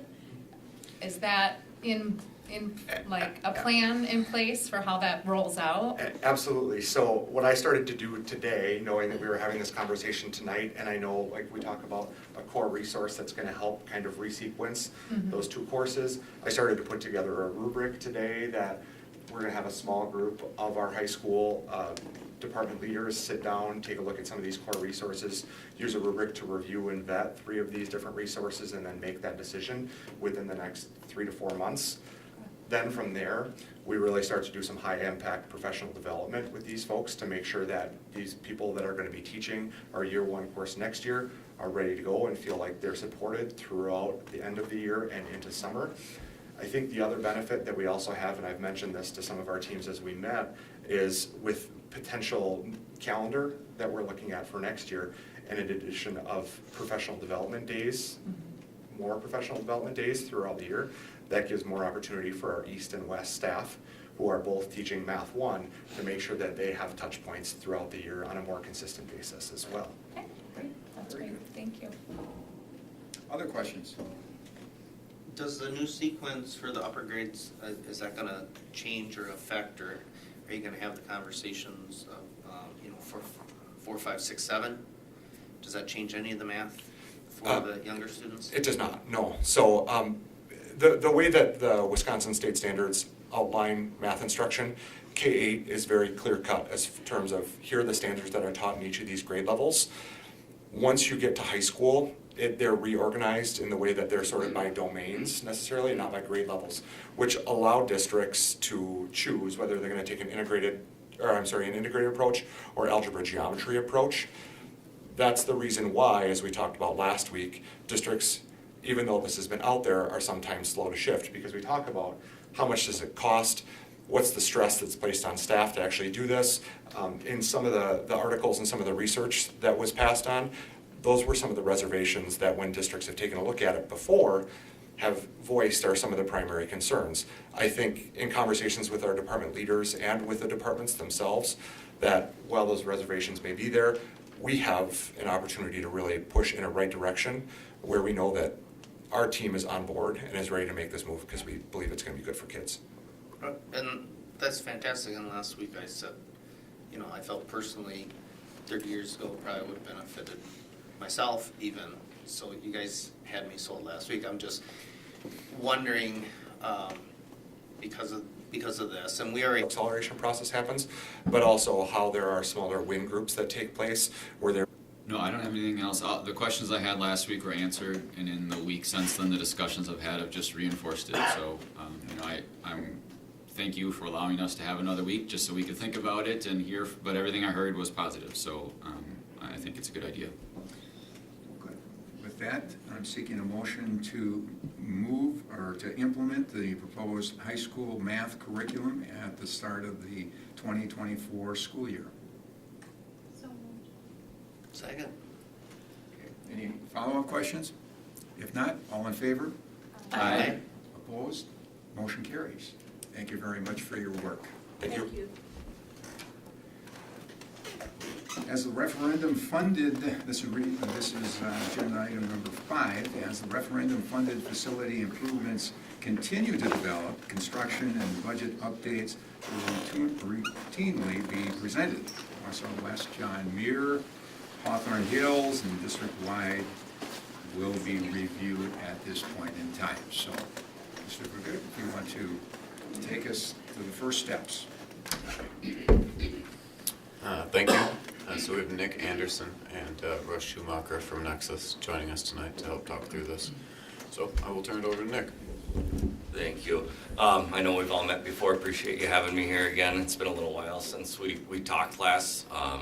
Even though there may not be quite as many projects going on right now as there was probably last time we met, there's still a lot of construction taking place, and I'm sure everybody's been seeing everything happening at John Muir and West High School. So just a little update at where we're at. These slides are about a week old, so there's been some changes since then. So we're going to start off with John Muir. We call it Area M, which is the second floor classroom on the northeast side of the building. For all intents and purposes, that addition is virtually complete. We started delivering FF&E there today, the furniture, fixtures, and equipment. Final stages, a little bit of trim work taking place. Final cleaning, setting the furniture, and then over the winter break, IT, and that'll be set up, and space will be ready to be used if the school chooses to use it. And moving on to the receiving and tech ed area. Very similar situation there. We're in the final stages this week right now. The FF&E is also being delivered for there. Throughout winter break, that's going to end up being handed over to the school as well. So things are going very well on both those additions. And then moving on to the music addition. So if people remember from the design process, basically the music addition wraps around the entire of the building, and eventually it'll tie into the office addition. At this point, we're doing roughly half of that to allow the office to maintain function and for the front entrance to be used as is. So all the footing and foundation work has been completed for, I'll call it the half of the music addition. We had to cut a bunch of openings into the existing corridor from where the existing music space is.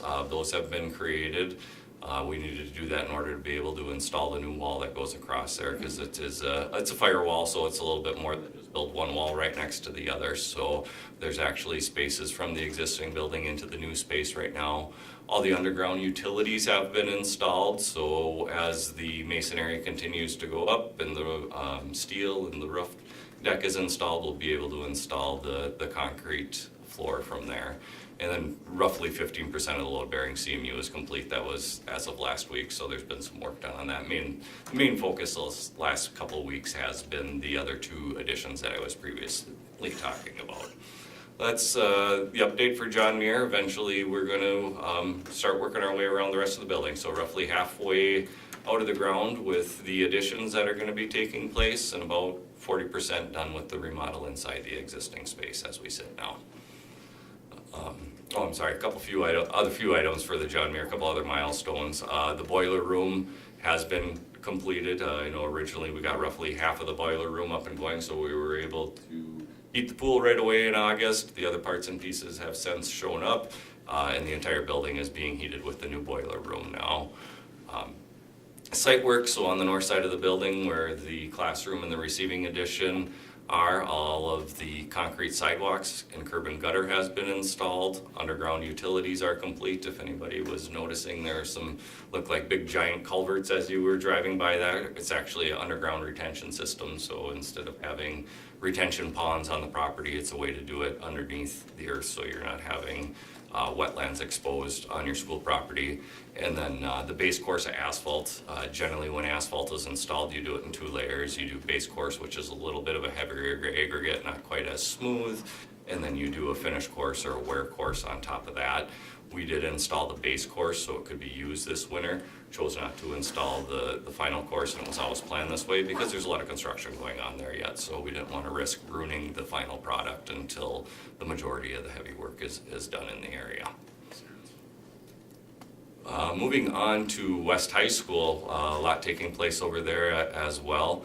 The music room remodel, so that was the first interior space that we were going to renovate.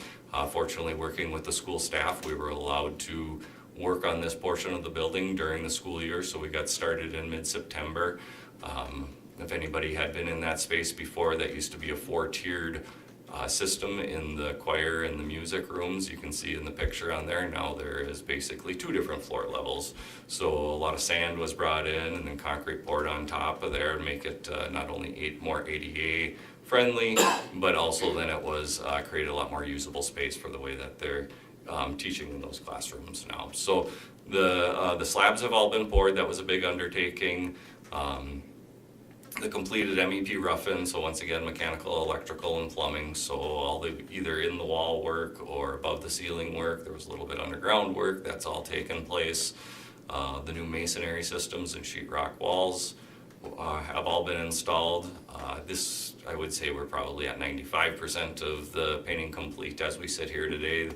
The hollow metal door frames were yet to be delivered, so that's really the only painting left in that area. As you can see in the picture, we've got the new ceiling grid installed throughout the classrooms in that area. The flooring, acoustical wall panels, and ceiling finishes are ongoing. If I would have grabbed a picture from today, those rooms actually look quite a bit different than they do in that picture there. And then MEP finishes are ongoing. So our goal there is to hand this space over at the semester change, which I believe is January 15th. But we've got the FF&E for these spaces delivering coming in the second week of January. I want to say the Monday is January 8th. So actually getting really close. Wausau West on the first phase of interior construction. And then moving on to the additions on the front, which is the front office addition and the auditorium addition. Like I said, I'm sure if you've driven by there, you can see that there's a lot going on.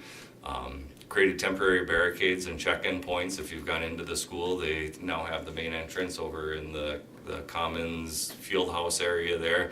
Kind of the picture you can see is how we had to close off the existing check-in point because we had to cut out those concrete floors and able to install new footings and foundations in that area for the office addition. All the demolition has been completed and the site clearing. 40% of excavation, footing, foundation is complete. That number is probably a little bit closer to 55 as we sit today. And then 25% of footing installation is complete. Once again, that's probably sitting a little bit closer to 40% as of today. So working our way around that addition, a lot going on, a lot yet to do. Next phase for remodeling will be once we hand over the music and choir area, we're gonna move into the auditorium and start renovating the auditorium space. And then once again, we just talked a little bit about base course asphalt. So the new west parking lot, that was all extended to increase capacity. And then all the underground utilities, once again, underground retention system on that side of the building. That has all been installed, and we did install the base course of asphalt. We didn't do all the sidewalk and curb and gutter in this case because there's a lot of big traffic going over to build the new addition right now. But in order to have a nice working surface and parking service, we put the base course of asphalt down this fall.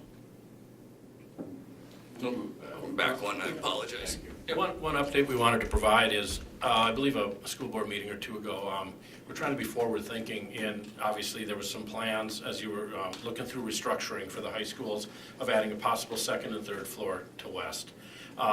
now that the restructuring has been modified, we went back to just keeping first floor, but we said, hey, is there anything that could be done to the building that could be less expensive now and avoid costs, higher costs in the future? One of the things was to push that entryway out about 15 feet so we could get a bigger elevator lobby and also connect the future second floor corridor with the adjacent hallway. Well, a number got out there of 170,000, and I actually don't know where that came from. Shouldn't have been communicated till we had the full picture, because basically that 170 would cover the footings and some of the concrete.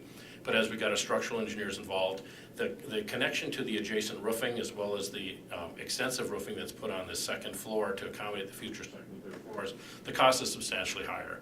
We're estimating it at $350,000 now to add that additional 15 feet. This work can be done in the future. It'll be more expensive in the future, a little invasive going into the adjacent spaces. But for that dollar amount at this point, we wanted to bring it to the board to see if you wanted to reconsider moving forward with that approach.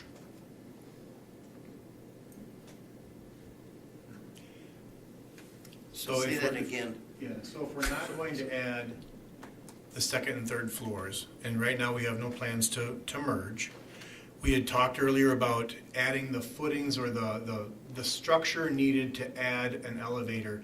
We had talked about a number of 170,000. That number is actually 350,000. We're guessing that maybe the board does not want to take that on at that cost. So that's what we're bringing to you tonight. It's a good guess for me, anyway.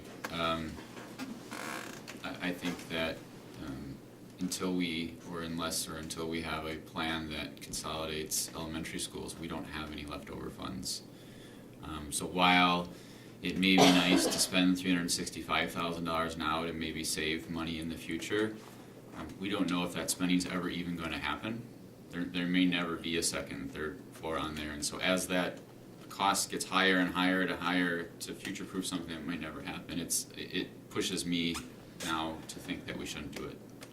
Where are we at with those front footings and things? There's no construction that's been done in that area because we wanted to make sure we had all the costs in before we would move forward. So no construction costs have been encumbered in that area. We've stayed away from that area, but need direction today so we can keep going tomorrow one way or the other. So we wouldn't do any footings work to create any kind of elevator pit. We would just Correct. go back to the original plan and the original plan, and in the future, emergency exit comes out there and the front entry just goes in square. And that's correct. The space is there that we would intrude into it later. That's correct, and so you'd have to go into the adjacent spaces, but you could choose to put the elevator somewhere else, so that you would have room, to be able for circulation in the future. And things being unknown, we would recommend not moving forward, especially at the increased cost, but that's why we wanted to bring it to you tonight. Well, I tend to lean that way as well, because we do not, with the proposal that has been put forward at this point in time 3 weeks ago, there is no plan at this point in time going into the future. So consequently, I don't think we should take out our crystal ball and start saying, well, you never know. I would say on the conservative side, we hope that. I have to agree with both of you at this point, but what has come out of the prior discussions over the months is that West needs 4 science labs. Right. So at some point we'll be doing it, but for us to dedicate money out of the referendum money when everything else has been going over budget doesn't work right now. So I would have to go along with stopping it and going back to the original plan for that area. Any other comments from the left? I agree with that too, and while we do know that about the science labs, that wasn't a part of the original referendum work, so I just think that's kind of a done deal. One of the things, we know that there's been real fluid conversations and quasi-decisions over time. I wonder, would the board be comfortable taking action to that effect, just to say, make a motion to not, how would you want it phrased, Not moving forward with changing the design to accommodate the elevator. Did we make a motion on the 170? Yeah, Karen had kind of on the fly created a motion about putting the elevator in, that That would be infrastructure. relevant. Cassie? unfortunately, we're not noticed for action on this item. Are we not? And that would be out of, Okay. So we'll Out of take, order. we'll take action probably at the next meeting. I would recommend not doing any of that work. Yeah. While we wait for the next January meeting. 8th, we can. Can we get a at thumbs this, up? at this point in time, we can give you a thumbs All down. right. So we're comfortable moving forward, not moving Right. forward. Yeah, perfect, right. Yep. Thank you. Good catch. Thank you for putting us back into order, Cassie. Appreciate that. She does that all the time. All right, next item. We're still going on. That's why I'm looking at you right now. Shift to the 10. Next is Hawthorne Hills, right? So, at the last, sorry. A couple board meetings ago, the board had requested an update on what was in the Hawthorne Hills site work as a result of an updated estimate being shared with you. So this is just a response to what is in that Hawthorne Hills site work. So we have Sharon Gould from Nexus here to walk us through that. Excellent. Well, so you can see this Hawthorne Hills site work slide on the screen. And just to run through the color coding a little bit, the gray is an existing road. The pink is the new road and modifications that are required to go along with that new road.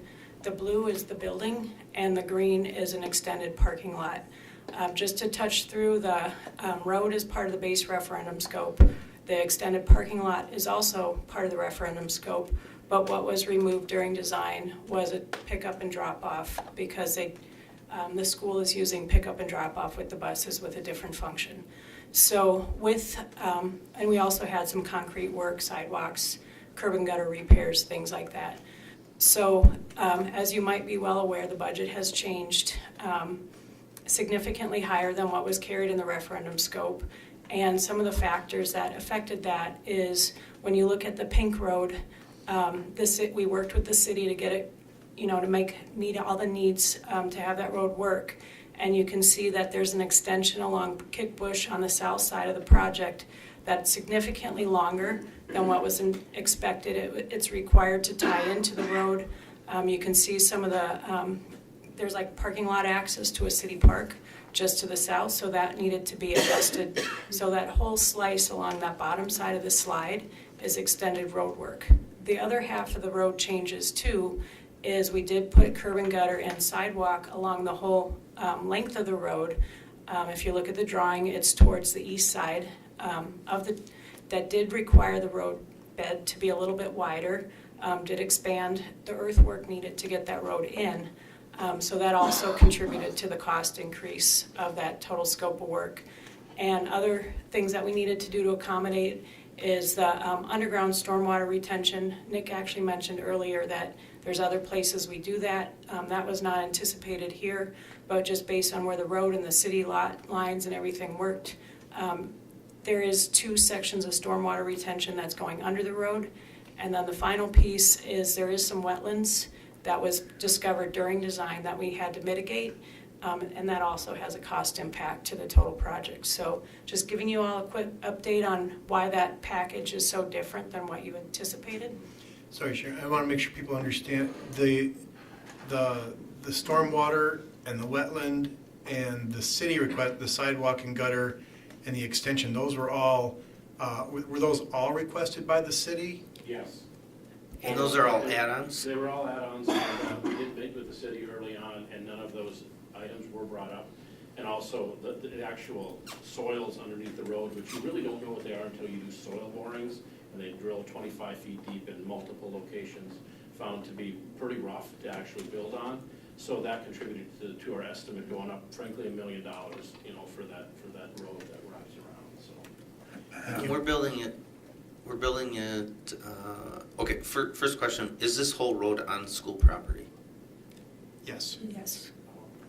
Is it all with the? Yes, yeah, the land above, on this drawing, the land above Hawthorne Hills was donated to us 5 years ago. Okay, the reason I'm asking that is because the only reason you're doing all this, and if I'm getting in the weeds too far, tell me to stop, okay? The reason you're doing this is because that's what the city wants, because you're gonna turn over to the city for maintenance. So they're forcing us to do all this stuff. If it's all on our land and we want a road, that'd be the question. It's all on our land And if we maintained it, we don't have to do any of that. Lot less of it, right? If we're gonna be the ones plowing and maintaining, if we're gonna use it as an alternate driveway, then all we have to do is meet city requirements at Washington Street and down here maybe on Kickbush where we tie into it. And if we can tie the bottom end into our parking lot, we don't even have to do that. We'd only be at Washington Street.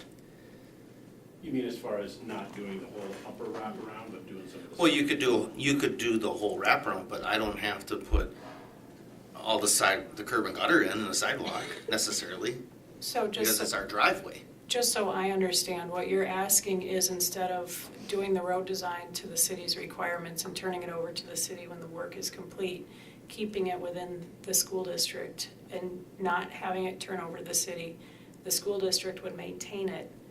I'm just trying to That is understand. correct. And so that way you're suggesting that potentially we could not bring it all the way up to the city standards for some of those areas. Right. We would just have to meet the any wetland stuff, because that's Yeah. different, nothing to do with the city, right? And just make it a decent road, right, to handle the traffic that we would have on it as a school driveway. We might have to deal with the stormwater as well. And the only reason I'm Yeah. bringing that up is suggesting an option if this is deemed necessary for whatever that facility ends up being. We would have to meet with them and check into that. You know, we still have to deal with the soil conditions. We still have to deal with the stormwater, the wetlands. Yep. So we might be able Agreed. to avoid some curb and gutter Mm-hmm. and some things like that. And maybe some of the extension on the south side of the lot too, if we tie into the road correctly. Just bringing it up. No, looking at this the first time a couple of weeks ago, I was wondering, why are we doing everything that the city should be doing? Because municipalities do. I understand that that's a rhetorical question as I lead into my next question, is that as we're trying to put our money towards the education of students, I have a hard time following up with what city demands are when this is gonna benefit the city as well. Then it should be them coming in and taking care of some help here versus expecting us taking money that's going to be put towards the education of students. Now we're putting it into a road for Wausau. And then I think of our 11 other communities that are sitting here thinking, well, then Wausau City is getting the benefit of my taxpayer dollar coming from that area. What am I getting out of it? So it's kind of a whole domino effect here by the city of Wausau coming in and telling us that we have to add this, that, and whatever. So I bring that up, piggybacking on what you're talking about, Corey. Absolutely. Has any work been done on, so, Just I the guess, building stuff, the first phase of Hawthorne, Yeah. stuff in the building, the generator, but nothing in green or pink. okay, I guess I asked it because I was under the impression that based on the cost of this thing, we weren't gonna do it. You know, I agree, Jim, we can do a lot better things with that money. I know it's a need, but for that cost, that's Ridiculous. Yeah. Well, if we keep Is the there other building things what that it can be is, done in the John, front to help with right? traffic flow and, you know, beyond putting this ridiculous. If the use of the expensive building changes where driveway the in. traffic need changes, that would be reason not to do it whatsoever, besides the $3 million cost instead of the 1.9. So, I agree, we can do something better with it, but we need to figure out what we're gonna have that building used for first, I guess. And that's our intent, is to bring up what's left to be done for y'all to talk about and help give us direction that might fold into future conversations we're gonna have shortly on budget updates. So I've got two questions on this. One is the question I asked at the last meeting, which was, when we looked at our budget, we talked about what the budget looks like if we don't do any exterior work. And my question was, but the referendum had more exterior work than just the road. Correct. So do we have any breakdown of what the other exterior work would be, and why would we be taking that off of the plan? And we can come up with that, like maybe do the parking lot for increased parking and maybe segment into this work into a few different segments. We can definitely pull that together. Well, yeah, I was asking because it sounded like the road was probably not gonna happen because of the expense. I mean, we haven't decided that, but everybody's kind of just come to that realization, I think, over the course of the months, but it went from that to not doing any exterior work at all, and so I was wondering why that happened. And by exterior rents, I'm sorry, you mean like site work, Any right? Like site, parking right, lots? right. Yeah. Why would all of that be taken off the table? And that's what we'd like to discuss with you tonight, so we can get an accurate cost.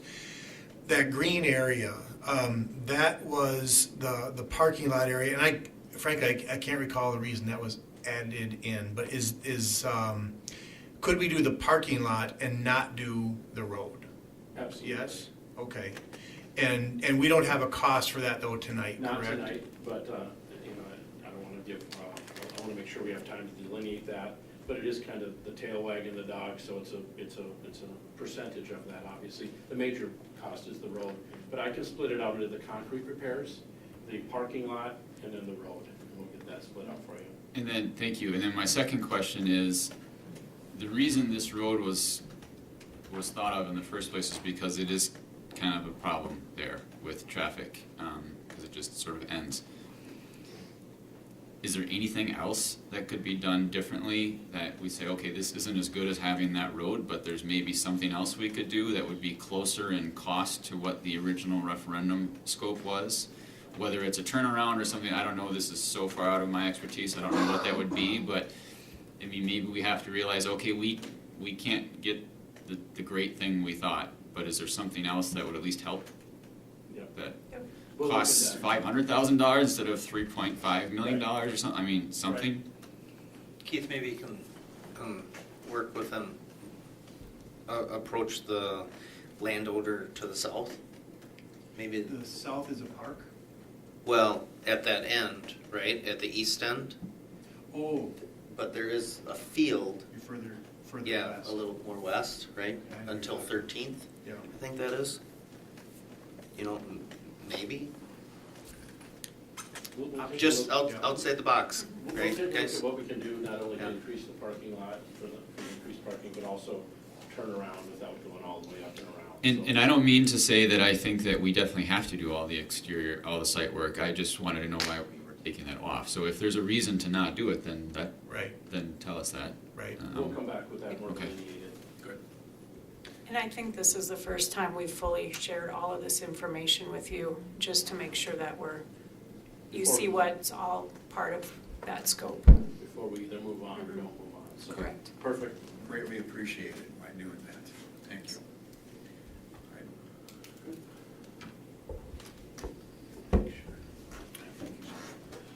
So at the same meeting where it was requested to look at the Hawthorne site work, the board requested to dig a little deeper of what was in the district-wide technology and FF&E budget.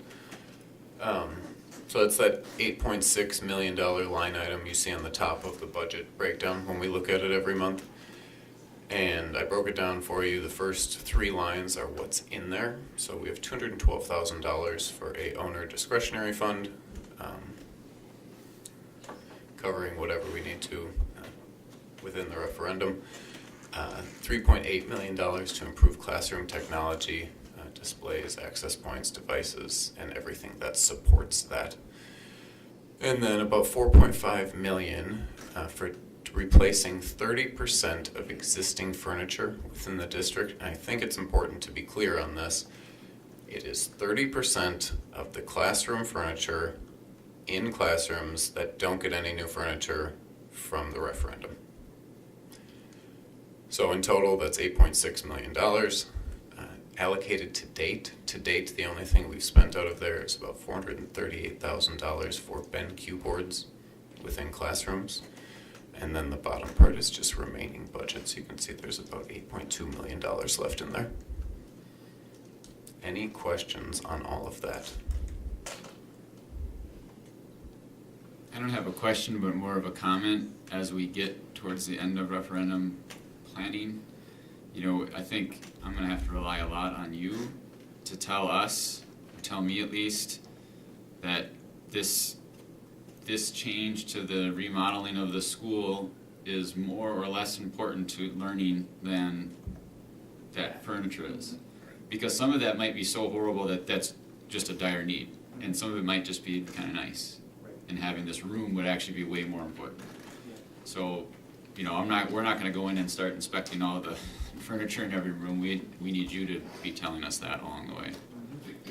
One of my questions with regard to the classroom technology piece is, in some of the math curriculum conversations I had, there was also some side conversations kind of regarding technology application that's already kind of needs, because of the way their teaching has been developed with, I don't know if it's instructional videos and course content, et cetera, that then is or is not supported by BenQ boards, and I mean, maybe you guys have heard about some of that, and so I'm just wondering if we're removing any of that funding, or it's not available, how does that impact our staff with regard to workload and having to change things? Is there any of that? I mean, I didn't take notes in the middle of that conversation. Maybe Mr. Uding would have a better idea about what, like, maybe heard about some of the supportive lectures, coursework, content, stuff with, I don't know if it's with Infinite Campus and things being in Canvas and the way it's supported by BenQ boards, et cetera. It's totally outside of my understanding, but Right. I'm wondering. I think there's a lot of different aspects of things that staff are working on and some of the changes that are being implemented wrapped into that. Okay.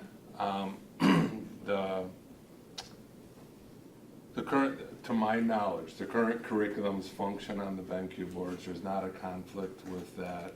So I wouldn't, I think we're talking two different things with regards to this money. Okay.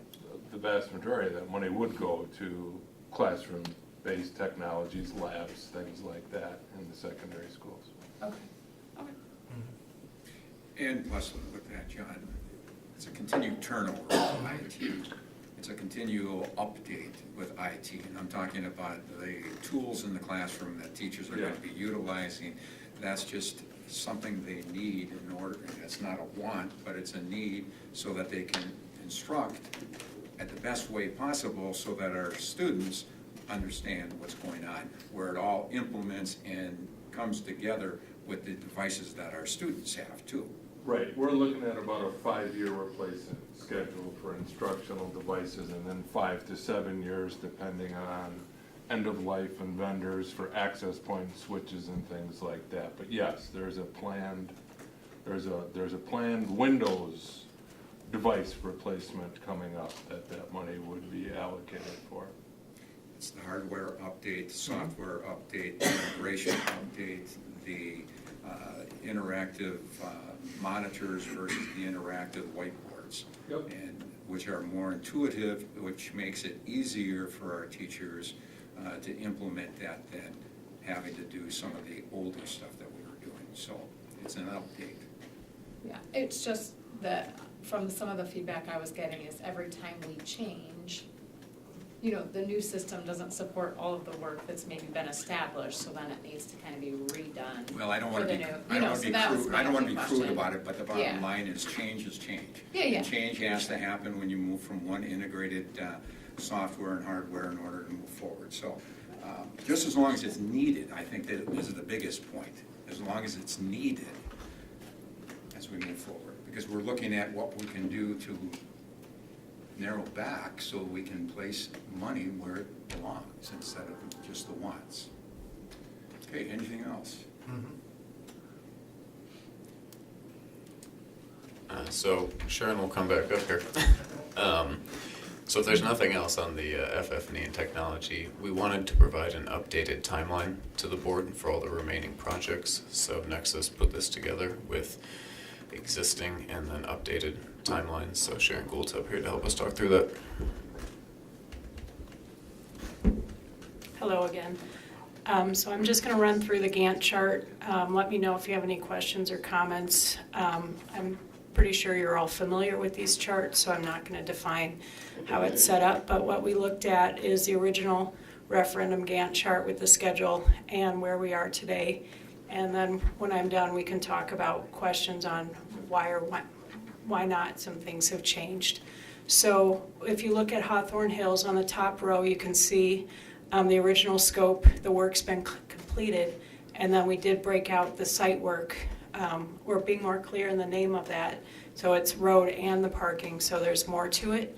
And that's, you can see that if we were to move forward on the road, we would start design again in January. It would take a couple of months because we do have to go through approvals, the city approvals, DNR, and we would just look at it for a summer construction. Again, that's just where we stand today. The next item on, sure. Would you mind just explaining the different colors? Oh, sure. So the question was to explain the different colors. So the lighter colors is the original. The light blue versus the dark blue is design. The light orange versus dark orange is bidding. The light green versus dark green, the darker set, is construction. And then that final yellowish green is commissioning or post-construction activities. So, So the lines, the light lines on the top are the original schedule, and then the dark lines below are the adjusted schedule, correct? correct. So, make sense? Okay. All right, so the next item on the list that we have outstanding is the West Multipurpose Athletic Field, the turf field.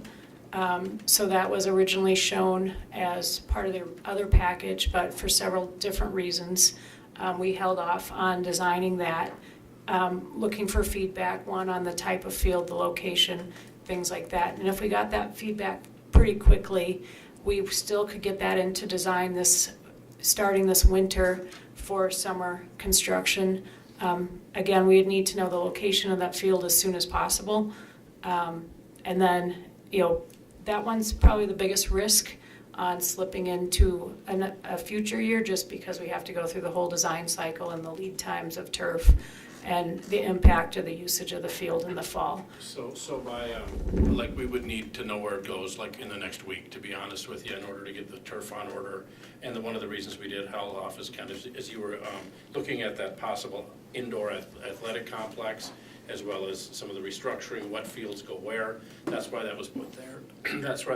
But if we don't have direction of where that field wants to be, we'll just slip that into 2025.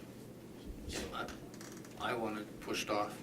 I just want to voice that because I think there's things that need to happen at West and some redesign for the future, so.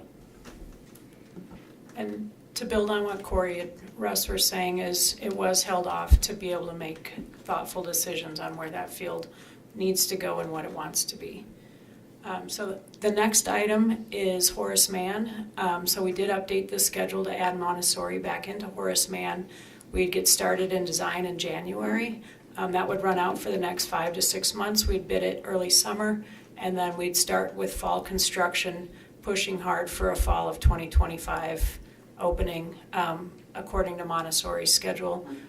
There's some impacts there we'll work out with the building, mainly just site coordination, but we believe that schedule with what we heard last time, we can get forward and nail it. And the completion date, just from before and after, is only about a month, so. Right. It's not a huge adjustment there, it's just design got started a little later.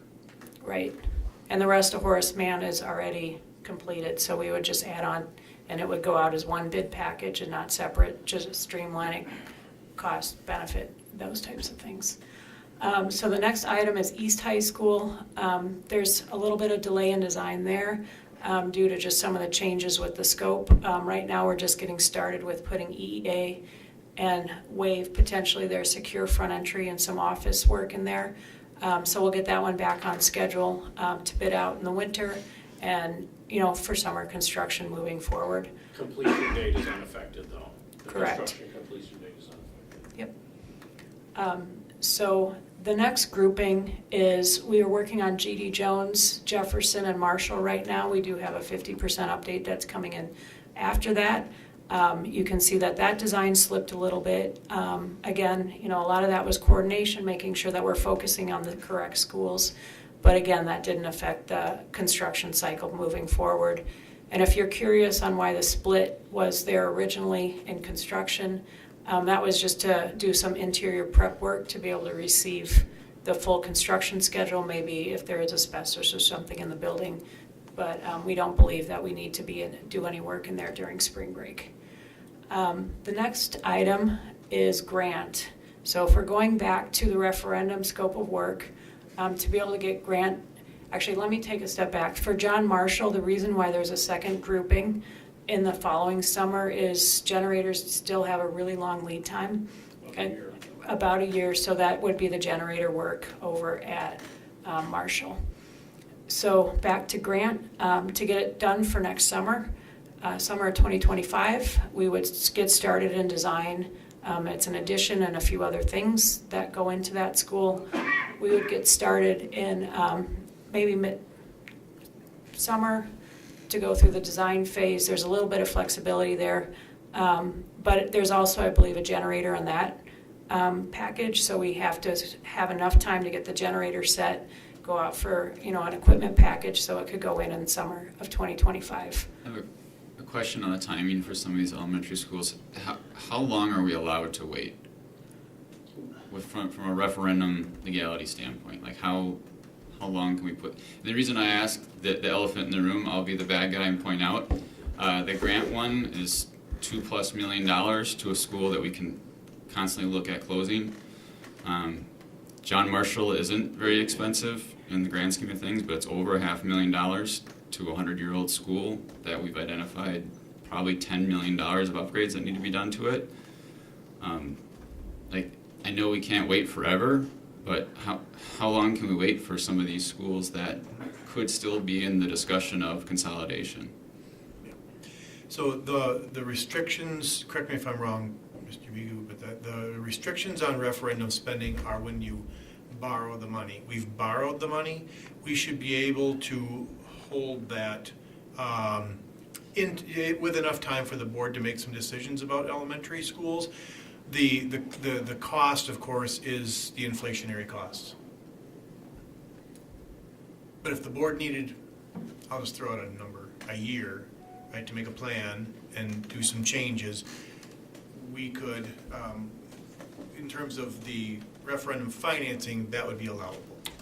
I agree with you, Lance. To spend money on some of these elementaries, to put a secure entrance or, the one at Grant is obviously quite extensive. Would be a waste if we go back and ultimately do some consolidation. I'd feel really bad about doing work to a school that's gonna be consolidated, so something has to be figured out and done. Right, if we put $2.5 million into grant and sell it for $500,000 or 3 years later, and on the other hand, the opposite side of that is if we wait 2 or 3 years and then do it and it costs more, so we can't do as much as we could have otherwise, that's bad too. So it's. But Lance, you are not playing the bad guy. You are playing the person that needs to ask these questions, because these are questions that need to be asked at this point in time, because we have taken a pause, we have taken a stop to take a look at things. We still want to bring in a consultant. We still want to bring in a demographer. We still want to take a look at how we can do these things. And for us to move forward so quickly to finish by the end of 2024 in some of these elementary schools, these questions have to be asked. There is no plan at this point in time. There is only a pause plan that's put into place. And so I think we need to be very specific in what we're looking at, and I believe this might be where the board is. We don't want to go flying forward, just throw money into this, because our taxpayers are going to come back to us and say, wait a minute, why did you do that? They are already asking, why are we slowing down? Many are. So we need to take a good, close look at this, and I was vehement about it before, I'm going to be vehement about it now. We need to slow down, but we need to have some specifics, because something's got to be done. Our numbers are going down, and if we don't start taking a look at our numbers with a demographer, and if we want to bring in that consultant, we need to make sure that we bring in a consultant to help guide us in our strategic plan and what we're going to be doing going into future. So I agree, you're not the bad guy. You're the guy that's making the question. And send you the calls then. And we have flexibility, you know, we're gonna, as your partner, read and react to however slow or quickly you move. We consciously push those ones at the bottom further out. If John Marshall wants to push itself out, we can do that as well. You just have to let us know which ones we can move forward to from we've been focusing on ones that affect kind of secure entrances and things that will just make the space more secure. Those are kind of the ones that we've been focusing on the first time. But Sharon will give you an update on the 50% here in just a little bit, but it also can fold into some of the budget updates, and we can continue to just update those based on how quickly or slowly you move on some of these items. I have a question, not on elementaries, but Sharon mentioned about WAVE and EA, or EEA, excuse me, at East with their own entrance. Can you remind me of the conversation of, like, how we decided that was, like, the best spot for them? Sure. And why we would, add that to the building, that's all. So EEA has always been located at East. And one of our security concerns, frankly, has been the lack of a secure entrance. So that was something we wanted to put in from the beginning. And we had talked about as if East was going to become a junior high school, we would look for another site for EEA. But now that it's going to remain as it is, we want to leave it there. And we're going to bring WAVE and EEA together in the same physical site because we think they can really accentuate each other. And we have one principal that's overseeing both of those. So that's why we'd locate there. And that was part of the original referendum scope. Correct. The entrance. Correct. The secure entrance. That was part of the original referendum scope.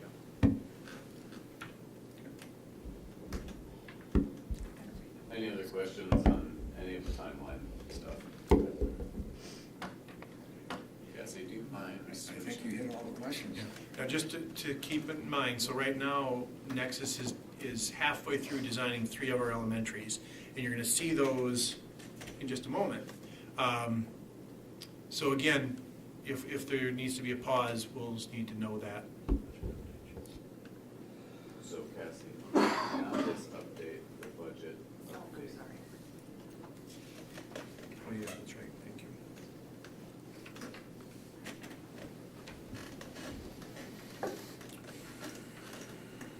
Perfect. So dive into the budget.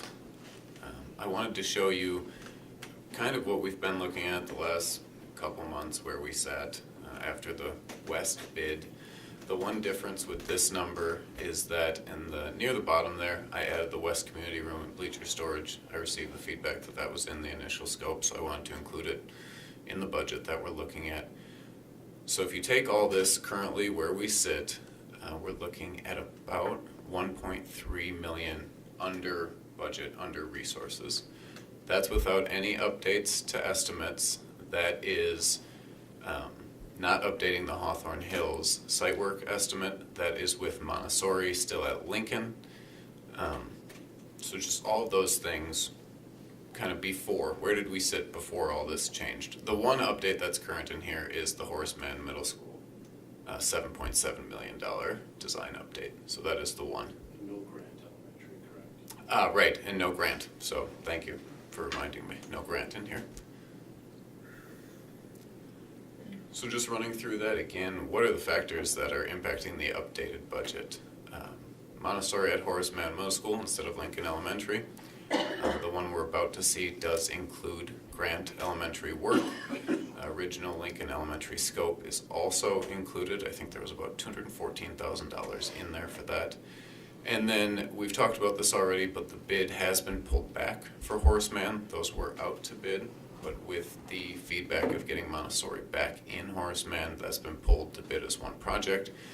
And then what you'll look at in a second here is that the estimates have been updated on all remaining projects. So Nexus went through and did that for us, and Russ will talk about that more now.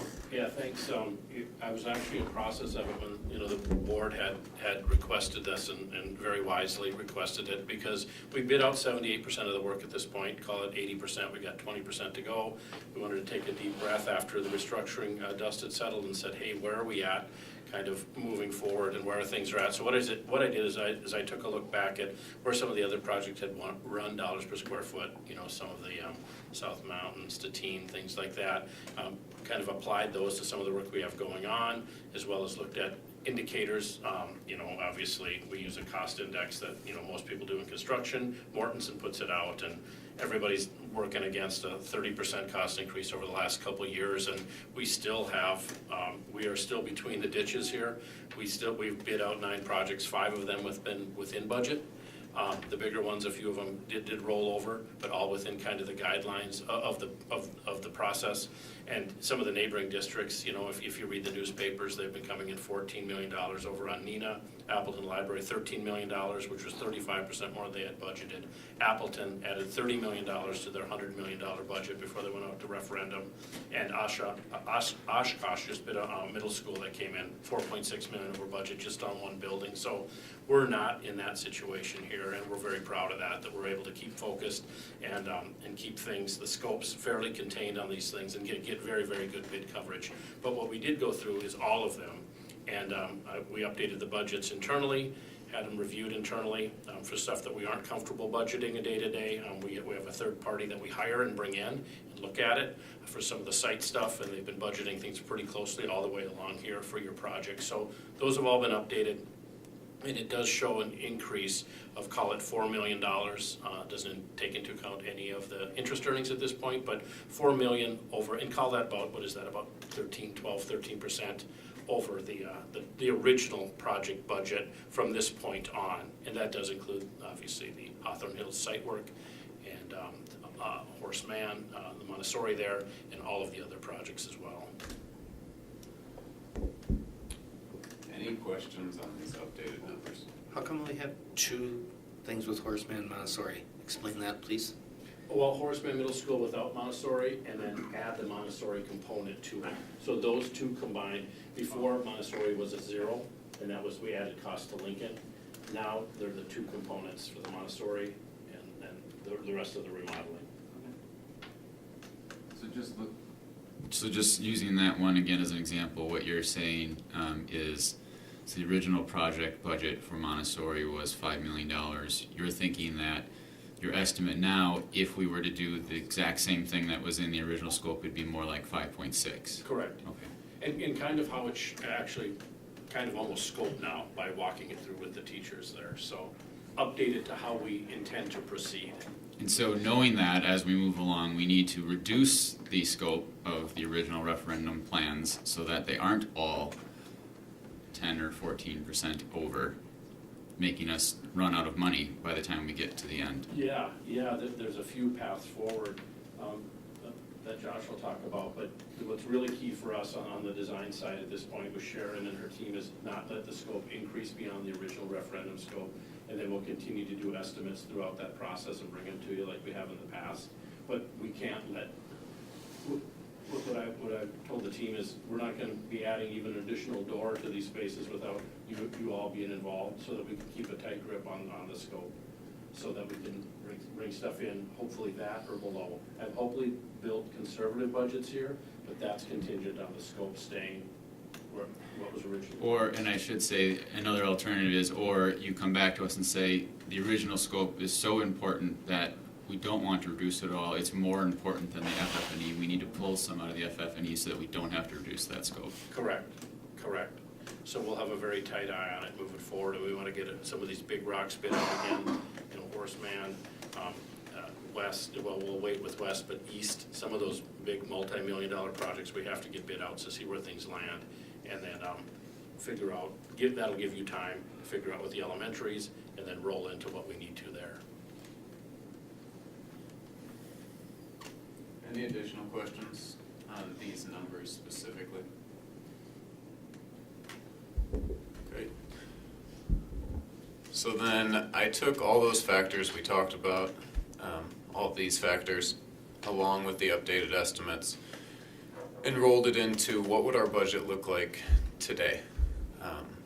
So you can see all those numbers in yellow have been updated to the current estimates, and the other numbers, projects that have been built, bid, or completed, they stayed the same. So what we're looking at, instead of $1.3 million under budget. We're looking at about $5.6 million over budget. Currently, with those updated estimates and moving everything back to kind of that original scope that we talked about. So this does include the work at Grant. This includes the $5 million, the updated amount for the $5 million at Montessori. It includes the Lincoln Elementary work. All of those things have been moved back into this budget. So it's about 4.5% over the funding source for the referendum. Thank you for creating that. That was exactly what we asked for, so that we could see that. It's going to help us as we make our decisions along the way. Do you have any additional questions on this? So what are some mitigation efforts? We've talked a lot tonight about the elimination of the road at Hawthorne Hills, or the exploration of what site work could we do under the budget to not build the community room at Wausau West. We've not moved forward with that alternative bid. I know it was discussed as part of the original scope, but it was bid as an alternate, so far we have not moved forward with that. What was touched on earlier about leveraging available funds from district-wide FF&E and technology, and exactly as was mentioned, the potential adjustment of scope going forward to fit within the project budget. Any questions on any of that? If I could just add, could you back Please. up one slide, please? Yep. So we mentioned this earlier, so if the board would decide to close some schools, obviously that would be part of that mitigation as well. If we eliminated costs in any schools that we would close. So that would be a fifth option. So the community room at West was one of the reasons why we asked for that breakdown. Right. Because we were kind of talking about that, and one of the things I said is, West is already over. If we go even far, are we gonna run out of money? What's the timeline on when that could actually be, it could be done anytime, it could be done 10 years from now, but is there a timeline of when we should try to make a decision on that? Do we? Yep, we asked also if the bid that we got as an alternate, if that price was still good. Did you guys So I don't want to answer that? speak for Nick, but we could do the work at any time. We just run the risk of the price increasing, and then. I could speak up a little bit. I did reach out to all the contractors that were affected by this alternate. There's been some very insignificant cost increases, nothing that's going to move the needle to say on the number that was provided. So as we sit right now, asking contractors, if we decide to do this work next summer, what does that look like financially? Very little impact. If you say, all right, let's sit tight for another year, maybe we'll do it the year after, I wouldn't expect necessarily to get the same answer. I would think at that point, contractors are gonna be demobilized, they're not gonna be on the site, they're not gonna be in the area. You would see an additional increase. So this is work that would be done next summer. So us making a decision in 3 or 4 months isn't much different than us making a decision in a couple weeks? Does it make much difference? Yeah, I would say probably by the end of February is a realistic goal, just because of the parts and pieces that would need to get ordered. It sounds crazy, but even masonry and brick and roofing supplies, they all need to get on order and give enough time for that. So I think if by the end of February, a decision was made, that should give contractors plenty of time. And I just wanted to clarify, it says community room, and I keep saying community room, but this is the community room and the addition to the field house, all rolled into one package, just for anyone who's following along. I'm not speaking for any of the board members, but for myself, it would be helpful if administration believes that community room and storage is really important. I think it's important, but if you could come back to us with, here's an example of some FF&E that we think is not as important as that. Like, identify it. Not just, we're just gonna take $1.5 million off of it, but what does that mean if you take $1.5 million off of the FF&E? Give us some examples. Again, I don't wanna tour all the rooms and look at all the furniture, but if you believe it's that important and it's more important than the FF&E money, then show us that, and I might be in a better position then to decide. Sure. I think it's going to be imperative to come back to the administration and identify what is a need, what's not. My follow-up question with what Lance is talking about, I've had a concern about the number of people bidding for all these positions. Are we getting enough bids coming in, where we're getting enough people that are interested, that can handle the size of the build that we have? We've got great bid coverage on West, and that's one of the things we're doing with the smaller schools too, is combining them so there's enough mass there to interest contractors. Like we've got multiple of those elementary schools. We've been getting really good bid interest on these projects. Could, just along that point, I don't know if we emphasize that. Cassie, can you go back to that Gantt chart real quick? Oh, is that on the other project? It's in the Never other. mind. So you may have noticed that we did 3 elementaries, and then Grant was alone, and then 5 elementaries. So I don't know if this makes sense to everybody, but, so we would bid 3 elementaries together. So if I'm a contractor, now I've got enough work to make it worth my while. Grant's already big enough, it's 2 million, that's big enough, and then those 5. So that's what we were talking, is that what you were talking about, correct? Yeah, exactly. The Okay, final five were about thank you. 1.7 million. And what we can do on an FF&E is we can bring the person in from Nexus that does all of our FF&E along with somebody from the district. We can just walk all the schools, and let's just do a methodical way of deciding which needs it and which don't, so we'll take that on. That community room in the storage area, was that something that was added after the fact with the anticipation that the 2 high schools would be merging and that additional space? It was always part of it, it's just when we talked about it, it was like $500,000, not 1.5 Right. million, and we were also going over budget. So it's just, it's part of the original discussion, it's just, everything's been getting so expensive with inflation. In the design process, a community room can be a community room, or it can be used, even beyond that. And in this case here, it was originally just a community room in addition, but the thought was to use it for dance and use it for cheerleading, almost like a multi-purpose room, so they wanted some higher ceilings, so it could get more use. And that pushed it to a storage room by the gym, which had the height, and then that meant storage has to be added on for the gym, so it was just a little bit of a domino effect to make it as useful as possible. Besides Getting lunch those bleachers overflow. out of there would be Yeah, would be good. you're totally right, Yeah. Lance. It needs to happen. And what you're suggesting in the data they'll bring back to us is one path. The other path is going to be achieved by, could be by looking at the elementary schools, because the grant funding may change, may completely eliminate the majority of that road number, right? And that nearly wipes out the 5.6, right? Just between the 2 projects. Right, but that decision we wouldn't have by February. No. Is my guess, so No. that's why I was. No, because Yeah. FF&E is going to be a secured funding solution, absolutely. Just to simplify for my brain on this, we're over 5.6. 4.5, yep, 4.5%, 5.6 million. Okay. And so now we're looking, obviously, to respond to that overage by one of these 4 options, those mitigation efforts. Or maybe more than 1 of 4, maybe it's a combination. Sure. What would be helpful for me to see when I'm looking at these efforts is actually a number of what each of those things are as I stare at them. So I know, okay, well, the road at Hawthorne Hills are we talking about that being 3 point 3 something. something right there? And then the community room is 1.5. And the FF&E is 8 something. Okay.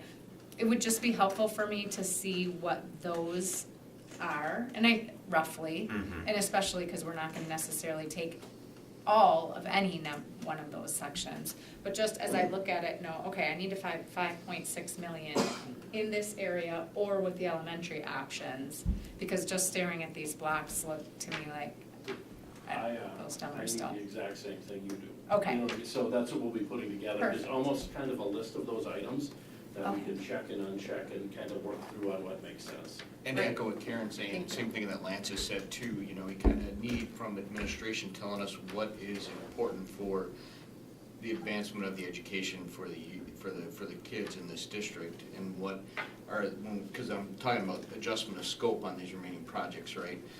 What is the ultimate importance that's going to help benefit their education versus what are the things that we can maybe be avoid, and then also, obviously, the schools, what are we gonna do with that? But that's what I would piggyback on what Karen was saying, is that we need that information from the administrators to tell us what's important, what isn't. I think we all concur on the fact that multi-purpose rooms in high schools and those types of things exactly are very important.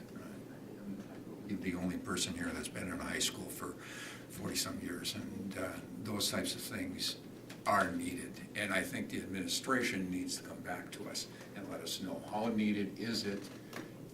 Is it something that needs to be done now? But you guys, I think the summary of this is we need to be able to take a look at what can be eliminated, what can be added, and stay in budget as close as we possibly can. So that's the big task that I think we're putting in front of you. We'll take that on.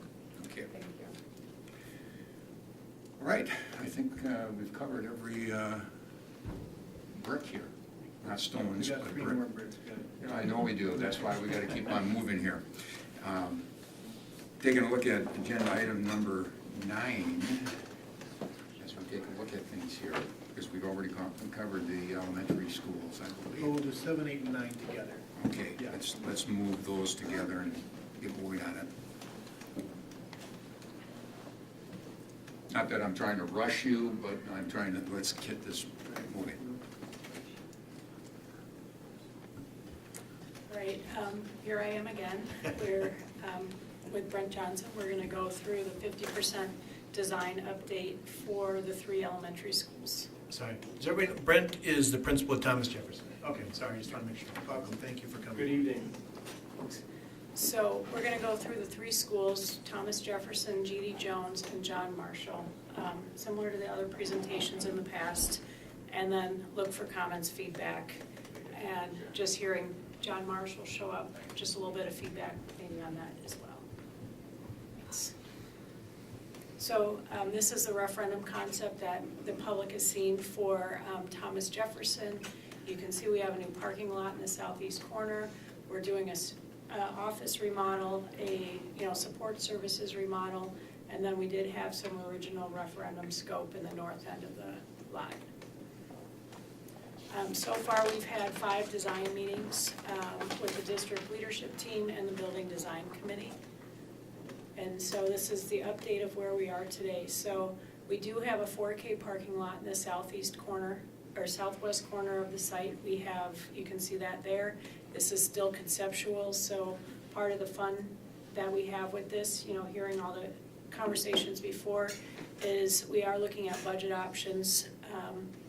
There's a need here. The scope doesn't quite align, so as a team, we're working through on how to make that work. And then we are adding a concrete sidewalk to the south end. And there's other items like fencing, some tree work, things like that that are included in the scope. But this is the concept of where we are today. I don't know if you have anything you want to add to that? No? Okay. All right, so this actually is the overall floor plans of what we've been talking and spending a lot of that time in the meeting. The light green bubbles show a lot of the ADA work. We have cubbies that we're repairing, adding grab bars to some of the toilet rooms, some door hardware, door replacement, and replacing a water cooler. And what you can see in the blown up plan is the remodeled area where you can see the furniture showing. The existing office is turning into 4 sub-offices. I believe they're for student services. And then if you look on the lower part, you can see the secure front entry sequence with the vestibule going into the reception area. We have the principal's office, a conference room, a couple toilet rooms, and the health room has been relocated. So that's the extent of the remodeled scope that we've been working together on. We've had some really great conversations with the people impacted within the building, and I think we, through the process, have had some of the scope change on us about what Jefferson looks like. And so I've been very cognizant of trying to what is the best bang for our buck and how do we prepare to meet the needs of whatever it may be in the future. But at Jefferson, I feel very confident about. We're one of the largest elementary schools. We are, or at least one of the largest summer school sites typically. We're one of the largest 4K sites. So I think there's been a lot of great thinking here, and with the money that we're looking to spend, I think we're dramatically improving safety in a couple of different facets and moving us forward to be a wonderful hub with tremendous architecture for the future of Wausau schools for the foreseeable future. Sharon, is everything that's proposed here part of the safety and security from the original scope? Okay, thank you. Yeah, there's been no scope change here. I've tried a couple of times, and Sharon Yeah, said I'm no. sure. Next. So the mechanical systems that we're looking at is we're relocating some HVAC grills, diffusers, other things for secure entry. We're adding a gas connection to the generator, so there's a replacement generator that's gonna be coming into the site. And then we're providing ADA compliant trap wraps, that's a plumbing thing for some of the laboratory fixtures. Actually, this slide is for a different building. This is for John Marshall. So just to clarify, this is John Marshall's mechanical scope of work. So the electrical, we have power distribution lighting. We are updating the power for the bottle filler. We are remodeling the lighting for LED with associated lighting controls. We are considering a light pole in the parking lot because it's very dark back there, so safety is a concern. We're upgrading the video surveillance within the referendum scope. There has been other identified security issues with the cameras as well. So we're working with Cal Bushman and his team to be able to work that out together. And then one thing that has changed is we are not including any work for the clock PA system because that's the old analog system, and it would be replaced with a new analog system, which is not in the direction that the district's going. Any questions on that? I think I've had experience, this has been really neat and valuable, just in the inflation and what we're talking about. Like, for the budget that we had, we really were working on trying to retain the original scope and function and safety of the project, and that gets difficult, like, the longer that we continue to move. We are experiencing that in the meetings and working with the plan that we have put in front of you, but it's certainly been a good experience, and I understand that inflation and the impact it has on what we get for the money in a much different way. I just have one question about the fact that you made a comment that you were replacing the analog system with an upgrade or nothing whatsoever, just keeping that? We're doing no work. We're No work keeping with the it. existing system. We'll tweak it if we move walls and things like that. As the walls move, the system will move. Right. But we removed the scope of work to replace this system in its And entirety. eventually, having a digital system is going to be the way that's going to have to go, as God, you realize that. So there's a cutback. Yeah, and John and his team has been working with us as well, so we're all on the same page. They've been attending those meetings as well.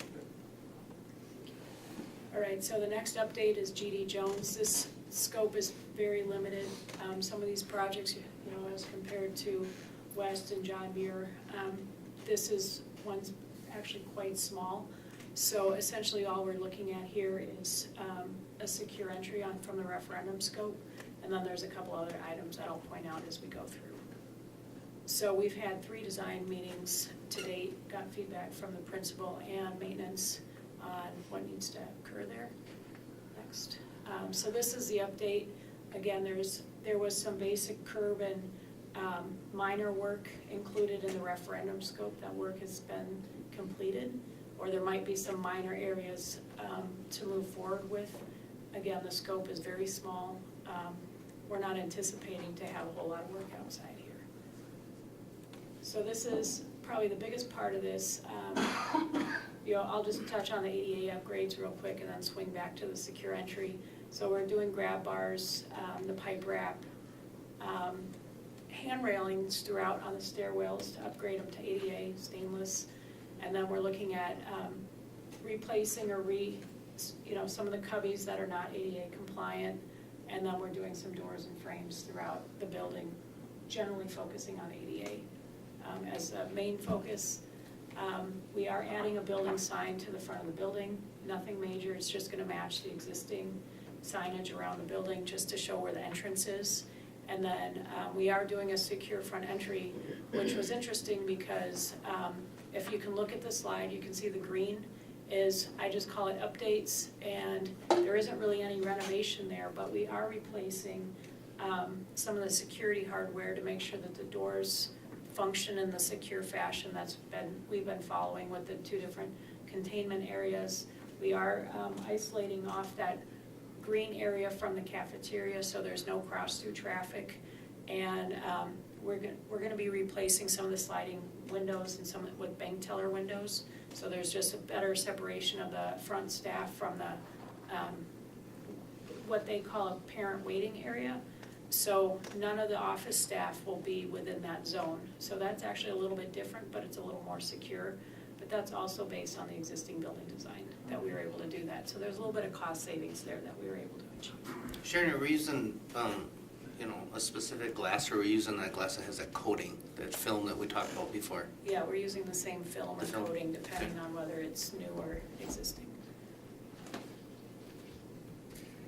One other question on security factors here. Now, all the elementary schools, if I'm not mistaken, the entry on the outside did not have cameras. Are we putting cameras on the outside and then also on the inside of the entrance, the secure entrance areas? So the camera work is a little bit separate from the front entry work, and we are moving cameras around as needed to serve in those spaces. But as far as like adding new exterior cameras, that's not part of our scope of work based on the specific entry. But that's where we're working with Kale's team with those additional cameras to figure out a plan to move forward, because some of these projects have more cameras in them than others. This one doesn't have a whole lot. Actually, if we go to the electrical slide, the engineers are just getting started. So we are doing some camera work, but it's not extensive, and that's what we're working with Kale's team on to identify those locations. I can, for Jefferson, specific to your question, Kale met with myself and the custodial team to talk about where the cameras are, where our holes are, and what our ideal state would be. Part of that did include the new vestibule, because it's quite ineffective the way that it's set up right now. So in that planning for the new construction work, we talked about where the cameras could be better placed to make it much more safe and functional. It's my biggest concern is about the fact that you have analog cameras in there now, because they're old cameras. And IP address cameras, do we have any plans for those?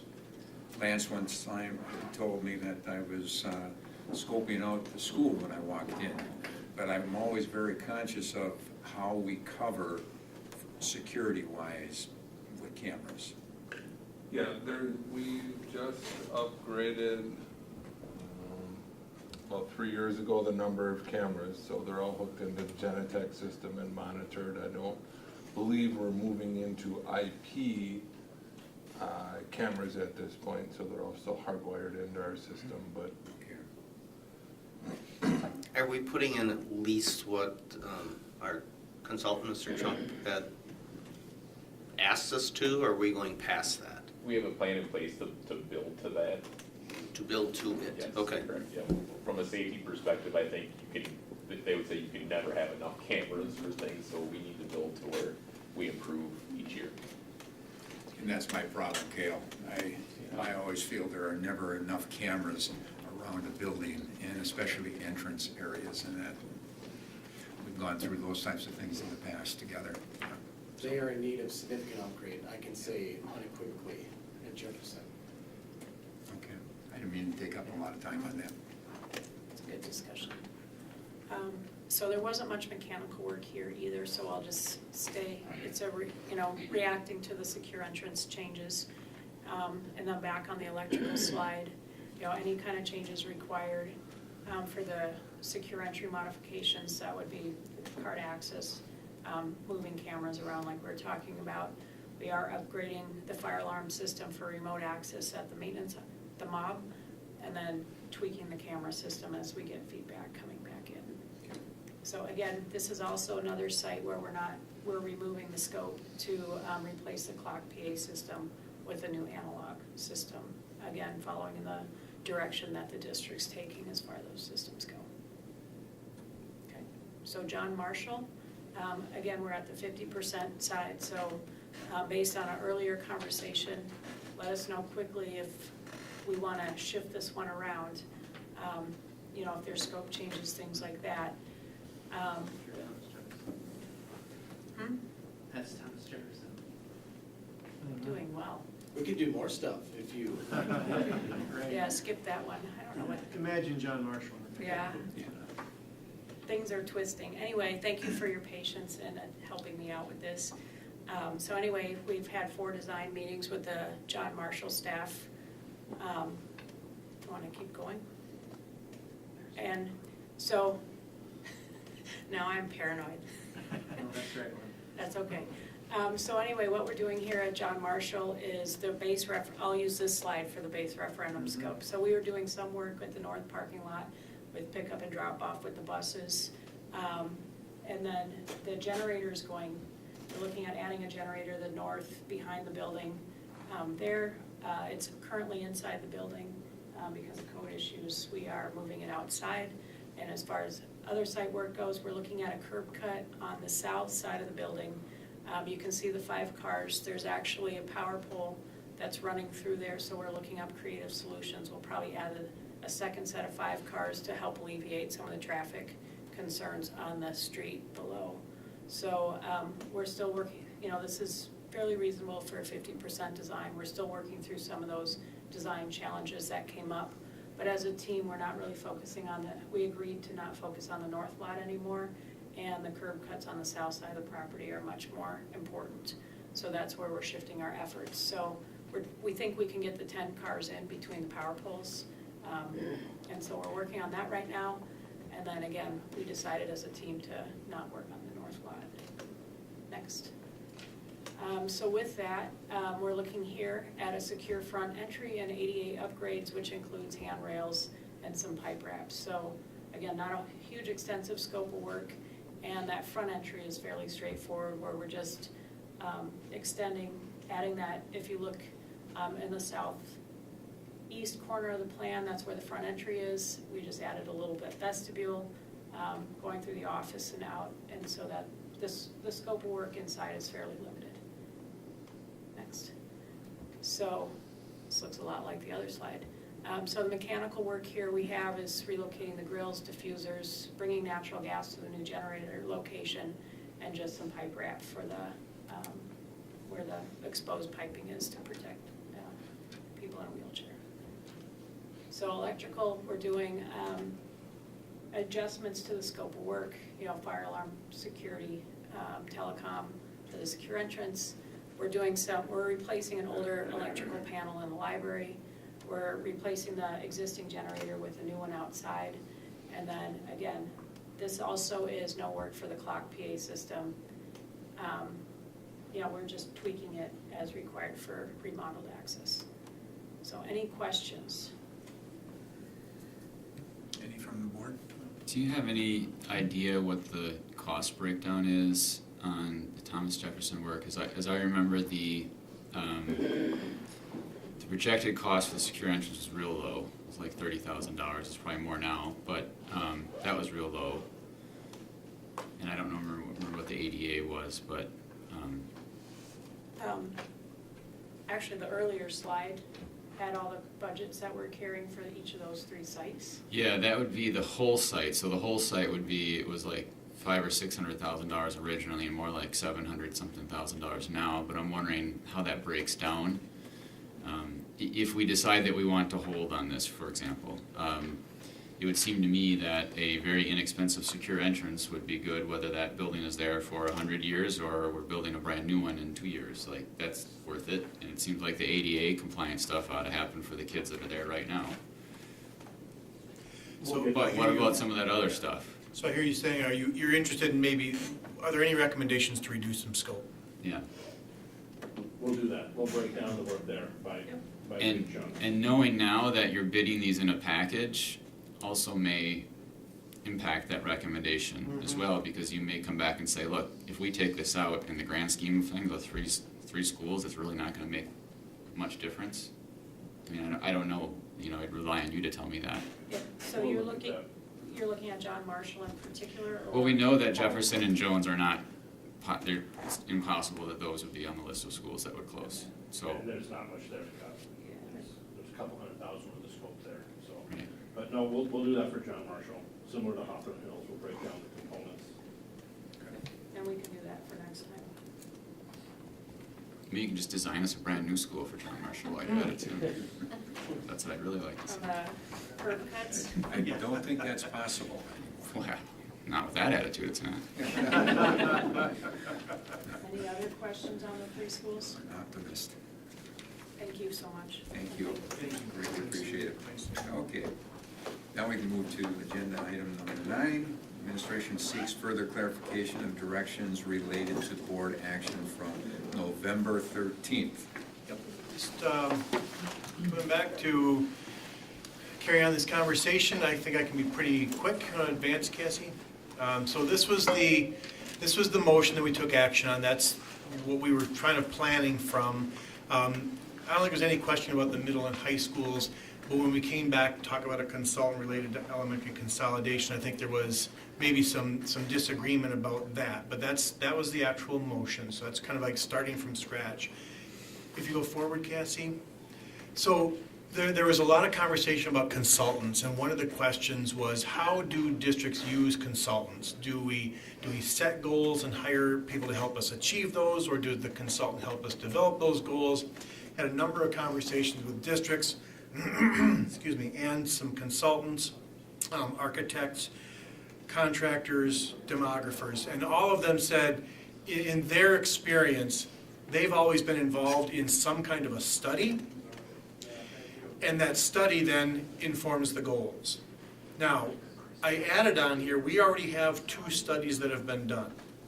We have a facility and an adequacy study that was done in 2015-ish, and that was done by Nexus. So we have a big binder that has a whole list of, you know, life expectancies for roofs and, you know, and mechanical and plumbing. So we have that piece. And we have the demographic projection from Applied Populations Lab out of UW-Madison from 2020. And we have one other piece too, which is we have all the elementary referendum money that we pulled out of the prior referendum.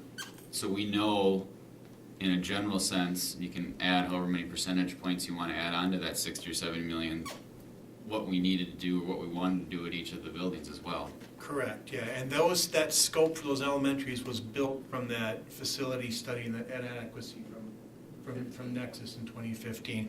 And, you know, some of that obviously has been done, but we could just advance those dates. So those are 2 valuable pieces of information.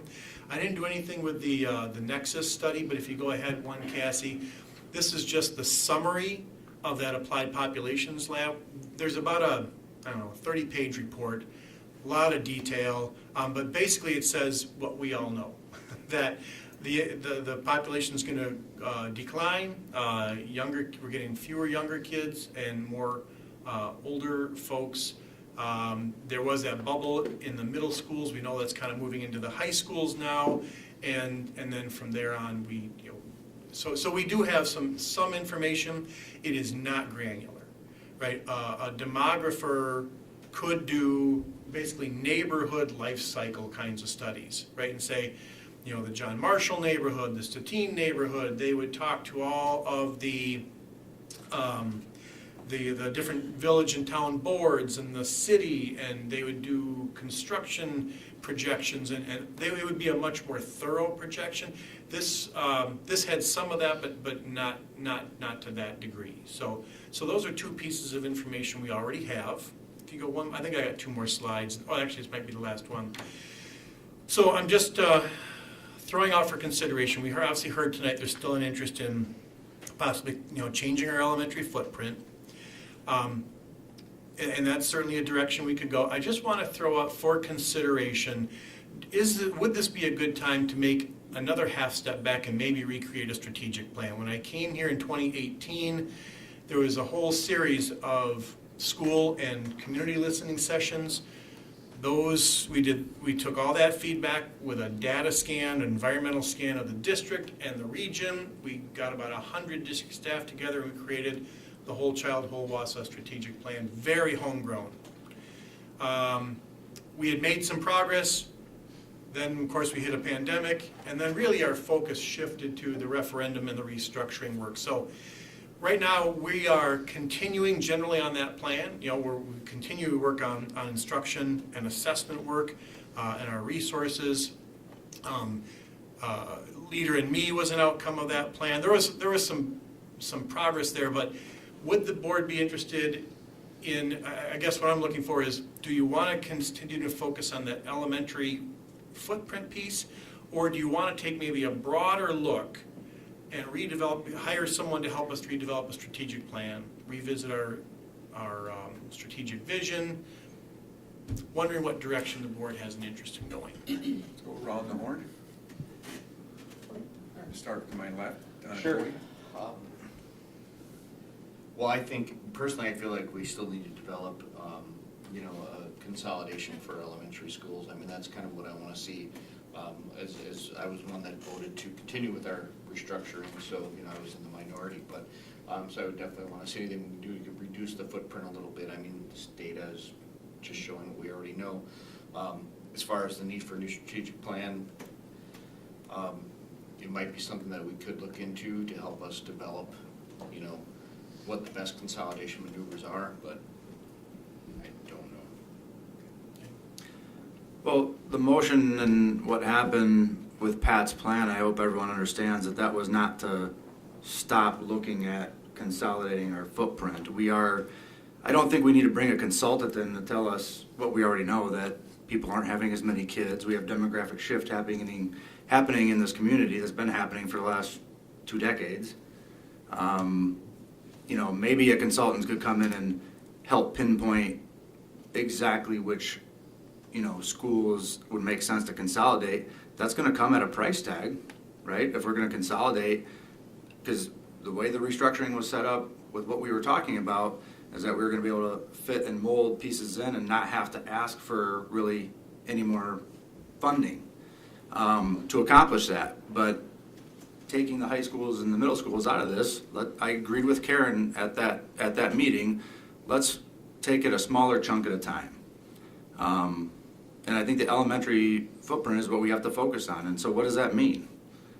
It's going to mean reducing that footprint and probably adding on to wherever, we're placing those students in the school. We're going to have to add a gym or a cafeteria. Some of the work that you said, Lance, that we kind of pulled out would have to be done in order to truly consolidate this footprint. I have constituents and people talk to me about, well, I want to lower my taxes, and that's what we should be focusing on.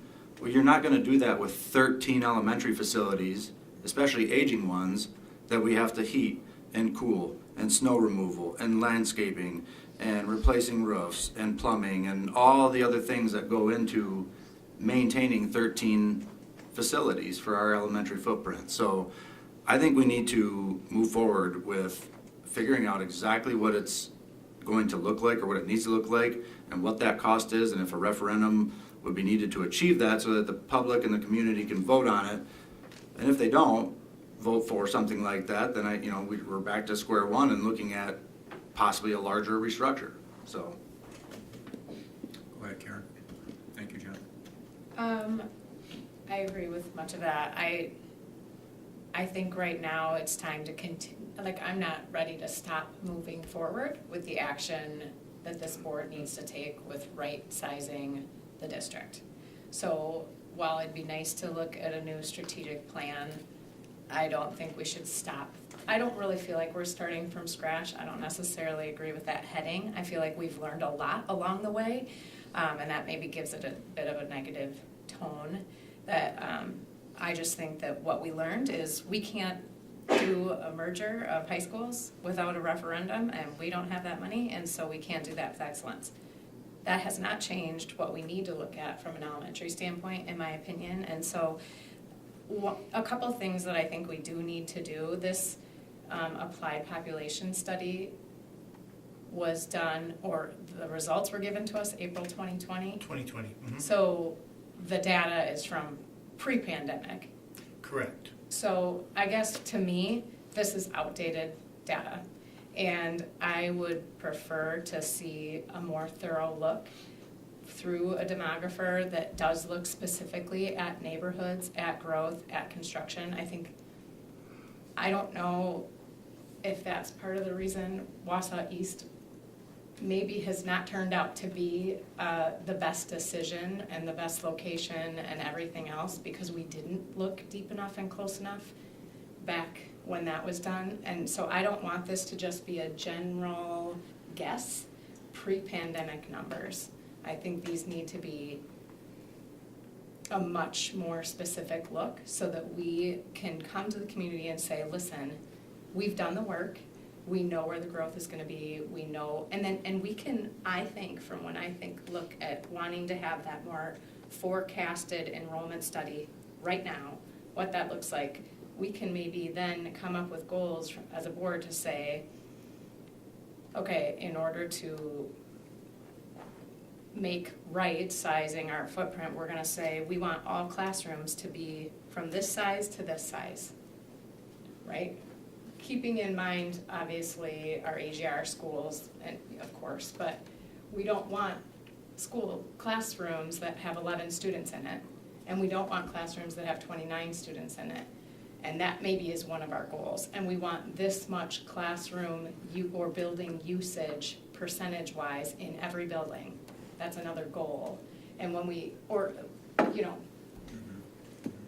not necessarily a hard goal, but something, a vision that we might say to the demographers that are doing these studies. These are kind of the things that we're looking at. Help us to see with the projected growth and neighborhood construction, et cetera, what you would recommend, which schools are potentially gonna need to be eliminated, and where, you know, do we need to do additions, et cetera. And that's gonna be another referendum that everybody knew when we passed the last one was coming, that we would need for the elementary work, which we took off on that one.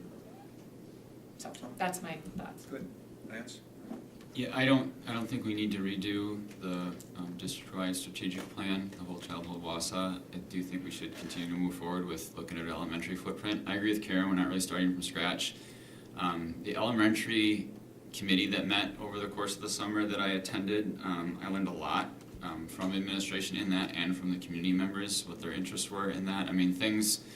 That's where that idea of trying to move neighborhoods and schools together came from. We talked about, we learned about how we have to keep our AGR schools together so that we don't lose that funding, and just all the things that we talked about.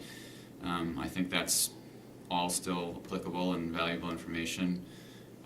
And like Karen, you brought up having the more consistent class sizes. That's another benefit that comes from consolidation. The more sections you have in a school, the more evenly they'll be spread. If you have a one-section school, you're going to have your 11s and your 29s. You don't have any sections to spread it out. So a lot of that work that we did still applies. So I think that's good. To restructure or to consolidate the elementary schools could be with a referendum if we want to continue to move.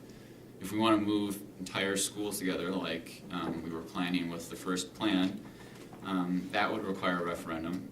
But we also could do it without a referendum if we had boundary changes. If we decided to go that route, then I think it would be good to have a consultant in to help us with studying our boundaries and making boundary, I don't want to say decisions, but recommendations. So I think that getting the demographer would be good, and then maybe somebody for boundaries if that's the direction the board goes. If the board wants to go the referendum direction, which is add on to schools so that we can combine two together and not have big boundary shifts, then I don't really know what a consultant would tell us for that. We kind of know which buildings those would have to be. Well, one of the things about a third-party consultant is it's no one here that's taken any subjectivity at it, but truly coming in and giving us some very objective points of view based on the data. That's just my follow-up on that. Well, something, just real quick, the timelines that we were just shown, we're up against a wall. We are. And what we're talking about is probably not going to be figured out by February. And I would hate to see money being hundreds of thousands, millions of dollars being spent on a school that is ultimately consolidated or closed. That would be a pretty poor use of funds. I don't think anybody's gonna argue that, John. I think that's one of the things that is being talked about in the community heavily, about the fact that, well, you're not gonna put money into a possible building that might be sold and that. So that's kind of a given, but I still fall back on the fact that a third-person party coming in gives an objective point of view where there's no subjectivity in it that we all may have with that. So, Joanna? I do believe we still need to keep looking at the restructure of our elementary schools. So I mean, I support doing that and looking at a demographer to move forward with that. Jennifer? I would also support a third-party consultant just to take that objectivity out of it, even if we don't think that there is any. We wouldn't want the community to think that there may have been some when the decisions are made. I don't have anything to add. You guys have said all of it. That's one of the. You have to have a third. I gotta have you as a first person. There you go. So that you're not always at the end. That's all right. That's all right. I don't like any government entity having to spend money on strategic plans or this third-party strategies. And we do this at the village to figure out stormwater. I don't like that, but you have to take it away from administrators, you have to take it away from public officials, the elected officials, us, and have somebody that is separate. And unfortunately, it's just part of the system, so. Okay, we've gone around the table here. Dr. Hiltz? So, process. I'm hearing an interest in a demographer. Would you like me to bring a few for you to consider? Do you want to do interviews? I'm assuming the board wants to select this organization or this person, or would you like me to do some initial interviews and bring you a recommendation? What's your feeling on that? We're not meeting until January 8th now. And if we don't do anything right now until January 8th, it goes back to what you just said, John. We're tweaks in between right now. We need to get moving forward. So I would strongly suggest that the administration takes a look at this to begin with and then bring it back to us so that we can make a decision early January. Yeah. I think I think that's especially true for the demographer. Yes. Okay. If I want more input if we're going to hire somebody that's going to say, we're going to study your whole district and we're going to make recommendations for buildings and boundaries. I'd kind of like to hear the pitch. Like, what do you do? Give me some schools you've done. But from the demographer standpoint, I think let's move forward. Take it. That's got to be your first step. Yeah. Okay. Good place to start. Thank you. All right. So with that, agenda item number 10, I'm seeking a motion to enter into closed session to discuss improve administrative contracts, and at this point in time, we would have a roll call on that as well. So the motion is, I'm seeking a motion to enter into closed session to discuss. I will make the motion to enter into closed session. Second. Second? John Creasure? Yes. Cody Nicole? Yes. Jennifer Connolly? Yes. Joanna Reyes? Yes. Corey Sillers? Yes. Lance Trollope? Yes. Karen Vandenberg? Yes. Jim Boucher? Yes. All right. Thank you very much. Okay.